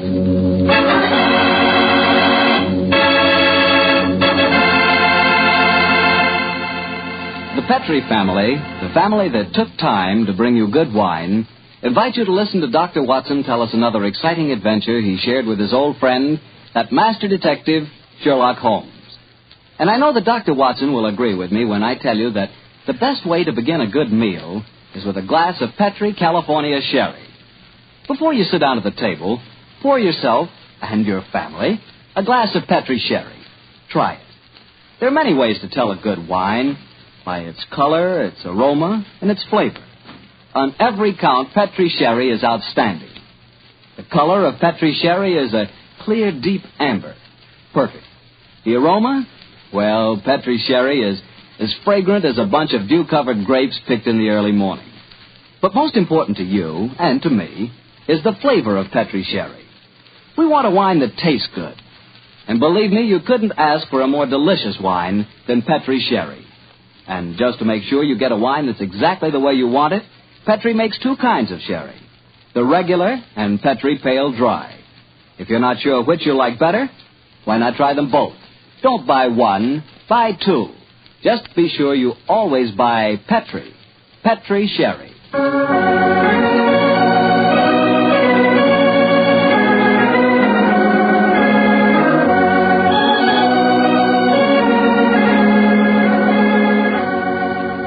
And now I'm sure our good friend Dr. Watson's ready for us. Let's go in and join him. Good evening, Dr. Watson. Good evening, Mr. Martel. Quiet minute. I don't want it. The dogs seem very chipper tonight, Doctor. Have they been getting into any more trouble lately? No, my boy. It's been a relatively quiet week for them. One meeting with a dead seal, 2 visits to my neighbor's chickens, and a losing battle today with a cross-eyed Siamese cat. You call that a quiet week, huh? Oh, it is for them, but never mind about the dogs. Draw up your usual chair and make yourself comfortable. You're just in time to join me in a glass of sherry. That'd be very nice, Doctor. Oh, I see you have the old dispatch box out again. Yes, my boy. As the story I'm going to tell you tonight took place in 1887, I thought I'd better refresh my memory on some of the details of the case. Shortly after my marriage, and as I had bought a practice in the Paddington district, I saw very little of my old friend Sherlock Holmes. How was doctoring in those early days? A struggle, my boy, a distinct struggle. Dr. Farquhar, from whom I had bought the practice, had at one time an excellent clientele, but his age, combined with an unfortunate affliction, the that resembled St. Vitus's dance, had very much thinned it. I had confidence, however, in my youth and in my energy, and I was convinced that in a very few years the practice would be as flourishing as ever. But, as I said, I saw very little of Holmes in those days. I guess you were too busy to visit Baker Street, aren't I? Yeah, you guessed quite correctly, Mr. Bartow, quite correctly. Holmes seldom went anywhere himself save on professional business. You can imagine my surprise, therefore, when one day on coming home from a heavy day's work, I found that Holmes had decided to pay us a visit. My wife persuaded him to stay to dinner, and as the three of us sat at the table, the flickering candlelight dancing strange patterns on the walls, made it quite like old times. Holmes was in an unusually gay mood, and I can remember the twinkle in his eye as he turned to my wife and said, "You're a brave woman, Mrs. Watson, to feed an unexpected guest on the maid's night out. I'm extremely grateful. Mrs. Hudson's cooking, though excellent of its kind, lacks variety. Your dinner has been quite a treat." That's a very gracious little speech, Mr. Holmes. Yes, I've never known you to be so observant about food, Holmes. Perhaps the lack of your company, my dear chap, and the consequent lonely meals have made me conscious of Mrs. Hudson's culinary shortcomings. I suppose you're taking John out with you tonight on one of your cases. No, Mrs. Watson. No, I can understand your suspicions. My visit was purely social. Then let's go into the other room and have a pipe, shall we? Well, don't you think you'd be more comfortable at the club? So, Mary, I believe you want to get rid of us. No, dear, it's not that. It's just that... your visitor is due at any moment, and you had counted on the house being empty by now. Why, how on earth did you know that, Mr. Holmes? Past half hour, you've been glancing at the clock with mounting anxiety. I feel sure that... If it had not been for my unexpected visit, your good husband would already have been walking towards his club. Yeah, it is my custom to go to the club on Thursdays, but how'd you know? I know your habits, my dear chap, as well, if not better than you do. It's a good thing I'm a bachelor, isn't it, Mrs. Watson? Yes, indeed. A wife will keep no secrets from you, Mr. Holmes, I'm sure. Well, Mary dear, who is your visitor, and what is the secret that you've been hiding? It's innocent enough, John. As Thursdays is the maid's night out, and you've been going to the club, I've been letting Alicia Wentworth meet her young man here, with me as chaperone, of course. Oh, so that's the mystery. Well, Watson, young love is on the wing, and I'm sure we're dreadfully in the way. Let's stroll to Baker Street, shall we? Well, of course, I'll get my coat. Why didn't you tell me, Mary? Well, I was afraid you might be angry, John. Angry, of course not. Alicia's such a sweet girl. And Harry Prendergast is a very charming young man. He comes from an excellent family, had a commission in the infantry, and the children are tremendously in love. But her beastly guardian forbids them to meet. So Oh, there she is now. Well, we can pretend that we were just leaving anyway. Yes, I'll get my coat. Hello, Alicia, dear. Oh, Mrs. Watson, I'm so glad to see you. Come, dear. Alicia, this is my husband and Mr. Sherlock Holmes. How do you do, my dear? It's a shame that we have to go now, but my friend and I have some very important business to attend to. Oh, Mr. Sherlock Holmes, the detective, aren't you? Yes, Miss Whitworth. Please don't go, Mr. Holmes. Please don't. I need help so badly. Why, Alicia, what's wrong? You're as white as a ghost. Let's go into the drawing room, shall we? What's troubling you, Miss Wentworth? It's Harry, Captain Prendergast. I don't know exactly what's the matter, but something dreadful has happened to him. Oh, now sit down here beside me, dear. Yes. Miss Wentworth, what reason do you have to suppose that Captain Prendergast is in trouble? I've seen friends of his today. They spoke of him almost as if he were dead, and yet they wouldn't tell me why. And just now I went to his club, and they told me that Captain Prendergast was not a member. But he is a member. He's been a member for years. Oh, what's happened to him? What has happened to him? There, dear. Mr. Holmes will help you. Now, don't you cry. Have you been to the police, Miss Wentworth? No, Doctor. You see, I went to my guardian, but he wouldn't let me go to the police. He said there'd be a scandal. But then he hates her. The Prendergasts are a fine family. Why does your guardian object to him so strongly? I don't think he would approve of anyone I choose. He doesn't want me to get married. Oh, sounds like a positive ogre to me. Who is your guardian, my dear? Colonel Moran. Colonel Sebastian Moran. Indeed. He's a man who has many entries against him in my ledgers, but a man that I've never met. I have long hoped to cross swords with him directly. But how could Uncle Sebastian have anything to do with the criminal profession, Mr. Holmes? He's the son of Sir August Moran. And he was once British minister to Persia. Oh, you must be confusing him with someone else. No, my dear, it's the same man. And furthermore, I'm almost certain that your guardian is the right-hand man of a certain friend of mine whose name also begins with the 3 letters M-O-R. Good Lord, Moriarty. I have no proof. And yet I suspect that Colonel Moran is the second most dangerous man in London. That's Harry. It must be Harry. Oh, poor girl. I do hope you can help her, Mr. Holmes. I shall do my best, Mrs. Watson. If that is her young man at the door, it's more than likely her problem doesn't exist any longer. I hope you're right, Watson. Though with Colonel Moran as a guardian, I'm afraid the young lady is destined to have trouble. Come on, Harry. Good evening, Mrs. Watson. I'm so glad to see you, Harry. This is my husband. How do you do, Doctor? How do you do, my boy? And Mr. Sherlock Holmes. How do you do, Captain Prendergast? How do you do, sir? Harry, what's wrong? I can tell by your face that something dreadful has happened. It has, darling. Tell Mr. Holmes about it. He's promised to help us. Well, sir, I'm afraid this is a little outside of your province. You will find that my friend's province is quite extensive, Captain Prendergast. I shall be more than happy to do anything I can to help, sir. That's very nice of you, Mr. Holmes. Well, it's pretty bad. Last night I was accused of cheating at cards at the Tankerville Club. Oh, dreadful.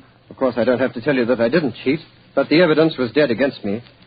I'd been winning heavily, and the cards were proved to be marked. Marked? How? There were pinpricks on the edges. Pinpricks which indicated the card's value. How did the pack of cards come into play? That's the devil of it. I myself broke open a sealed pack given to me by the club porter.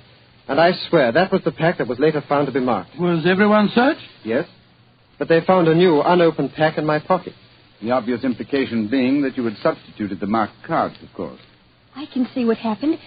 Somebody deliberately tried to incriminate you by dropping the new pack in your pocket. Of course, darling.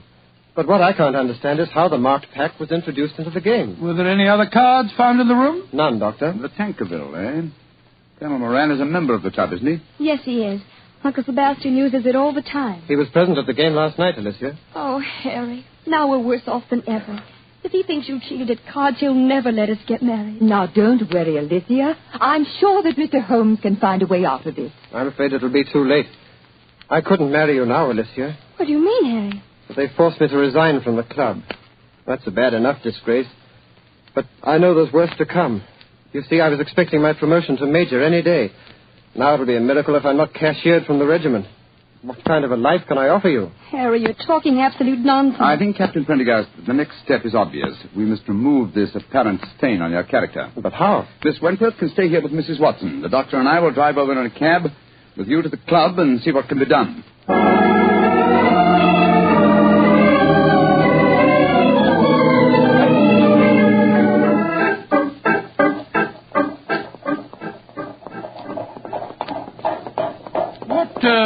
What kind of a card game were you playing last night, Prendergast? Stud poker. Ever since the American ambassador introduced it at the club, it's been quite a favorite. The perfect game for marked cards. It requires no elaborate dexterity in the dealing, simply the knowledge of your opponent's whole card. How many of you were playing? Half a dozen of us. You were winning heavily, you say? Yes, Doctor. Though one of the others, a fellow named David Harkness, was doing well. Now I come to think of it, Harkness almost seemed to know when I was bluffing, as though he could see the marked cards. Well, perhaps he was the one who marked them. It's possible. And yet certainly no one could accuse him of tricky dealing. He was so clumsy with his bandaged finger, eh? How did you know he had a bandaged finger, Mr. I'll Holmes? tell you that, Captain Prendergast, when you tell me what's really on your mind. There's a great deal more at stake than a card scandal, isn't there? Yes, there is. I didn't dare to tell Alicia about it. You see, I'm fighting a duel tomorrow. A duel? Lord, with whom? Colonel Moran. Huh? He insulted me last night. He goaded me beyond a man's patience. He taunted me until I couldn't stand it any longer. And so I challenged him. And in so doing, gave him the choice of weapons. Yes, confound it. Of course, he chose revolvers. Moran is a big game hunter of note. He was reputed to be the best shot in England. And I'm probably the worst in London. If only I could shoot as well as I can box. I'm regimental champion, you know. Revolvers? Good heavens, man, revolvers. A duel with Moran is suicide for you. No, it's not suicide. At the Tankerville Club. Here, cabby. Keep the change, will you? Oh, blimey. Thank you, Governor. Suicide. No, it's not suicide. This is a carefully laid plan for murder. Pray heaven that we're not too late to avert it.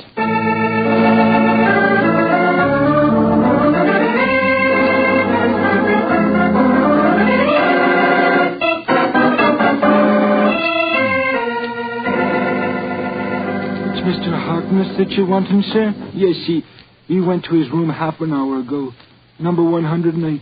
Up the main stairs and down the corridor, sir. Thank you. I want you to follow us in precisely 1 minute and bring a sealed pack of the club's playing cards to Mr. Harkness's room. Do you understand? Oh, yes, sir. And thank you.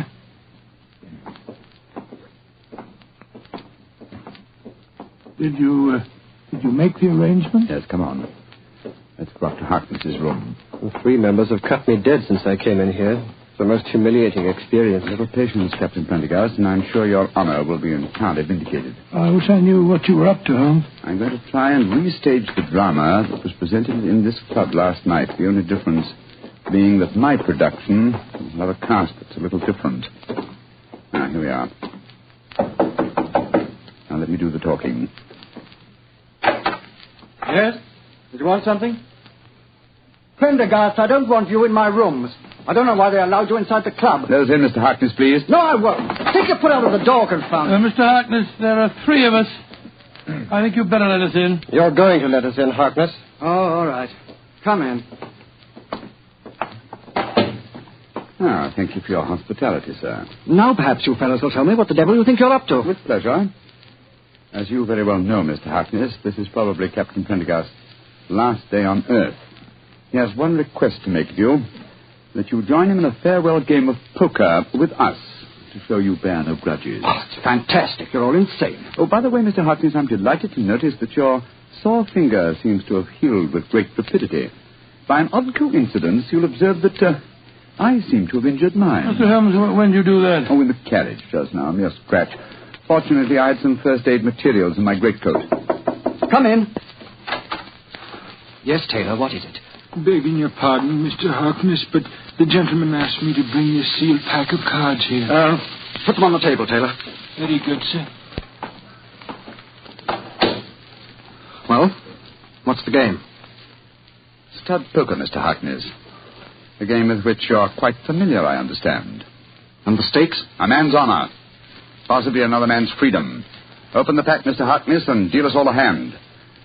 I should think this might be a very unusual game.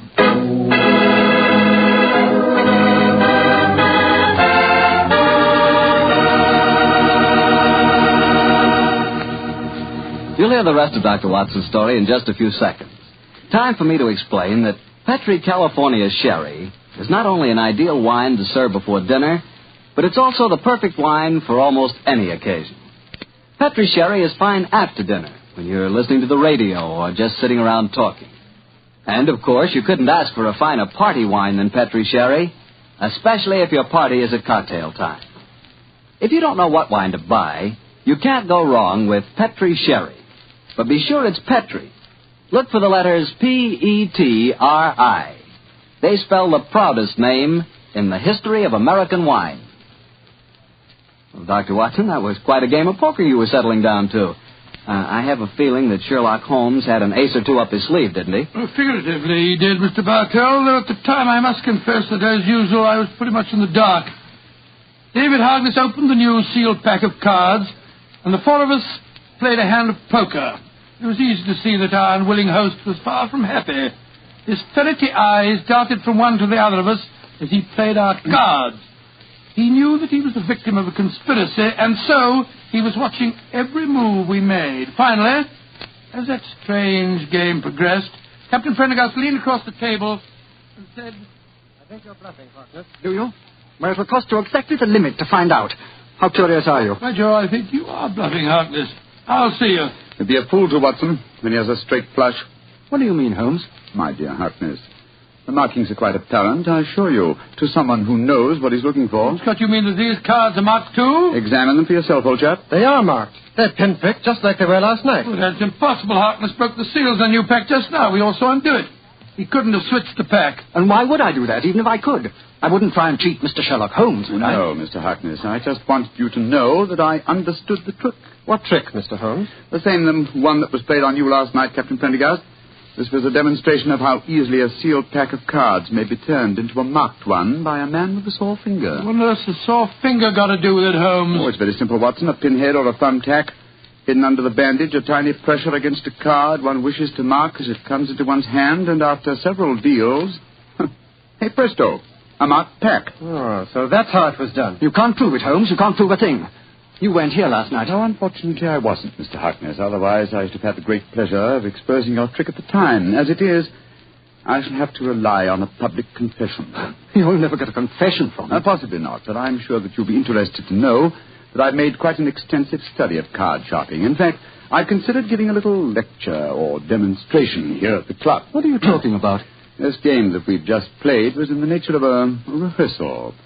I should, of course, stress this particular method as being of great local interest. I'm sure most of the gambling members will recall one man who has had unusually bad luck with his fingers. Holmes, you're trying to ruin me. Well, you were willing to see Prendergast ruined. And killed. But a pistol duel with Colonel Moran is almost equivalent to murder. What do you want me to do? From the direction of your glance, Mr. Harkness, I'm certain that you keep a loaded revolver in your desk drawer. That's a very poor solution, I assure you. Why not be a man, write a confession and sign it?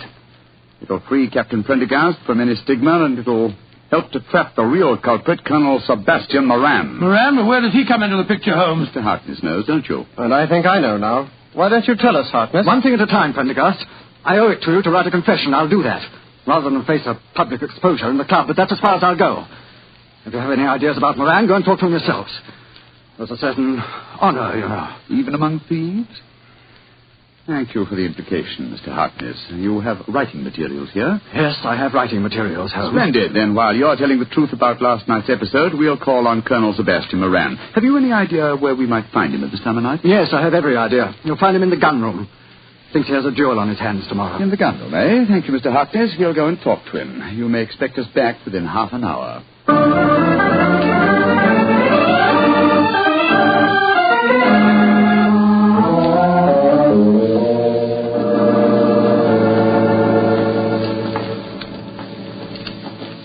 Who are you fellows? Turn the gas up, can't you? Colonel Moran, this is Mr. Sherlock Holmes and Dr. Watson. How do you do? Colonel Moran, I've been wanting to meet you for a very long time. Sherlock Holmes. I've heard a lot about you. And I have you, Colonel. Harry, what are you doing inside the club? Mr. Holmes brought me back. We've just left David Harkness's room. He's writing a confession that he engineered the swindle last night, that he deliberately tried to involve me. So, in that case, I suppose I need oil this revolver no longer. Harkness is a cheat. Dear me, how shocking. Aren't you glad that my name will be cleared in this business? Of course I am. I'm delighted. And you'll apologize for the things that you said last night? Yes, Harry, I'll apologize. But you must realize that this revelation makes no difference to my feelings about your marriage to Alicia. On my soul, Colonel Moran, it seems to me that one Dr. Watson, I think the name is. Watson, yes, my name's Watson. Dr. Watson, I would suggest that the happiness of my ward is a matter that cannot possibly concern you. Now, look here, sir, I don't want to go... Will you, old chap? Oh, sorry. Colonel Moran, I think I may be able to change your mind on the question of your ward's marriage. How very interesting.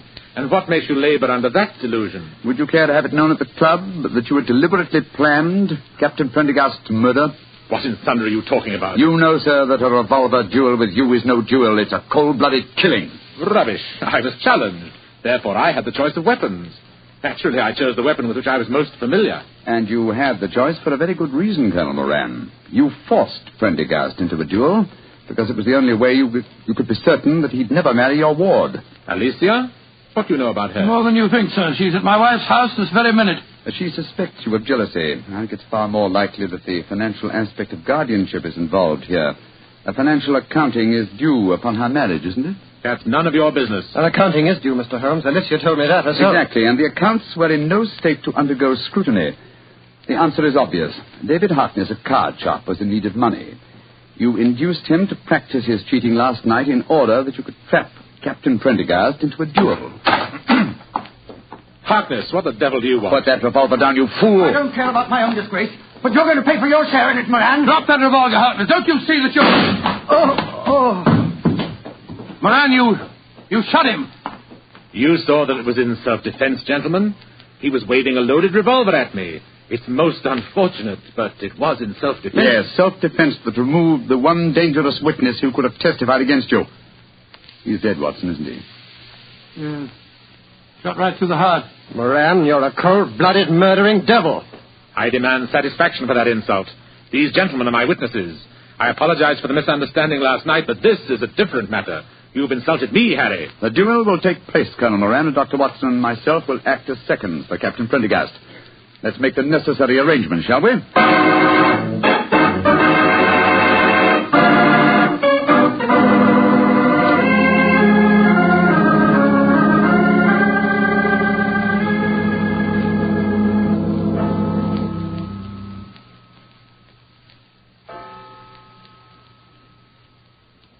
Mrs. Watson?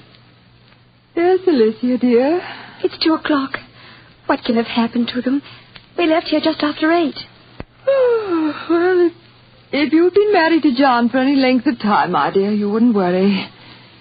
When your husband goes out with Sherlock Holmes, you're prepared not to see him for a few days. Mrs. Watson, what are you saying? I haven't got a husband. Oh, now, Alicia, don't glower at me like that. What did you say the time was? It's just after 2, and they left here at 8. What can have happened? Well, I don't know. But Mr. Holmes was with them. So don't worry, my dear. He's frightfully clever. I wouldn't be surprised. There's the front door now. They're back. Oh, dear me. Now I'll have to make cocoa. Harry, darling, what's happened? Oh, lots of things, darling. I'm a member of the Tankerville Club again. I'll probably become a major. And you'll certainly become Mrs. Prendergast before very long. Oh, it all sounds wonderful. What have you two been up to, John? Oh, it's the old story, Mary dear. Holmes solved the case, and it all ended happily. Happily? My dear Watson, that's hardly the word to use. Harkness is dead, and Colonel Moran is probably in hospital. Please, tell me what happened. Well, your guardian challenged Captain Prendergast to a duel. He overlooked the fact that since he was the challenger, the choice of weapons belonged to his opponent. Perhaps you can guess what that choice was. Boxing gloves. We've just come from the gymnasium at the club, Alicia.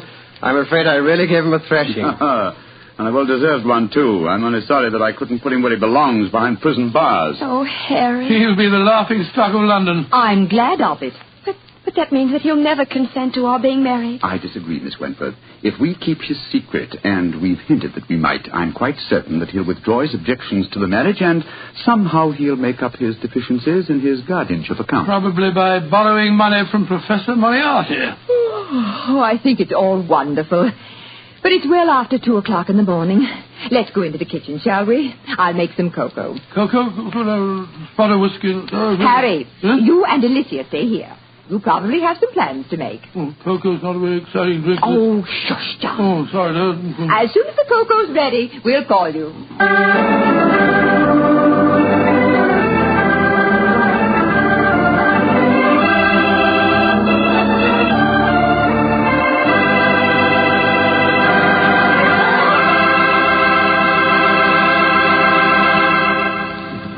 Well, Doctor, that was some story. You know, I'm glad the age of dueling is over. I'd hate to have someone challenge me to a duel. What's the matter, Mr. Bartell? Are you afraid of being hurt? Afraid of being hurt? Of course not. If someone challenges me to a duel, I have the right to choose the weapons, don't I? Yes, and what weapons would you choose? Cream puffs at 30 paces. Nobody's going to hurt me. See that? Although, come to think of it, instead of cream puffs, I'd rather have a piece of cake. Oh, why a piece of cake? Because it tastes so good with a glass of Petri sherry. Any questions? No questions. For a while there, I'll bet you thought I'd forgotten all about Petri wine. Forgotten about it. Not you, Mr. Bartell. No, not anybody who's ever tasted it. Petri wine is the kind of wine you'll always remember. That's because the Petri family really knows how to make good wine. They've been making wine for generations. Winemaking is their heritage. It's an art that's been handed on down in the Petri family from father to son, from father to son. Every drop of Petri wine is clear, fragrant, and delicious. As delicious as the luscious, sun-ripened California grapes from which it's made. Remember, the name Petri on a bottle of wine is more than a trademark. It's the personal assurance of the Petri family that their wine is the kind of wine you like, for any occasion. You can't miss with Petri wine because Petri took time to bring you good wine. Well, Dr. Watson, what new Sherlock Holmes story are you planning to tell us next week? Well, now, let me see. Next week, Mr. Bartell, I'm going to tell you an adventure that took place in the gay Vienna of the 90s. Concerns a strange tragedy that occurred on a ballroom floor and a weird series of murders that were punctuated by the sound of music. I call the story The Waltz of Death.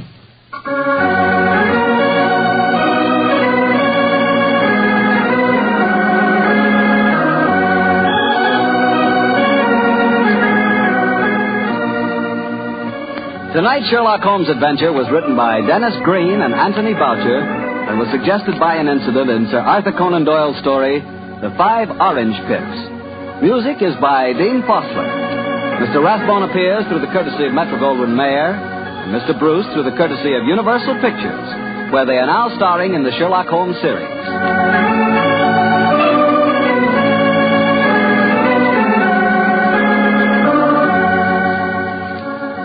The Petri Wine Company of San Francisco, California, invites you to tune in again next week. Next week, many communities will change time, and this program will reach some of our listeners at a different hour. Consult your local newspaper or mutual station for the exact time in your area. Sherlock Holmes comes to you from our Hollywood studio. This is Harry Bartell saying goodnight for the Petri family. For a solid hour of exciting mystery dramas, listen every Monday on most of these same stations at 8 o'clock to Michael Shayne, followed immediately by Sherlock Holmes. This is the Mutual Broadcasting System.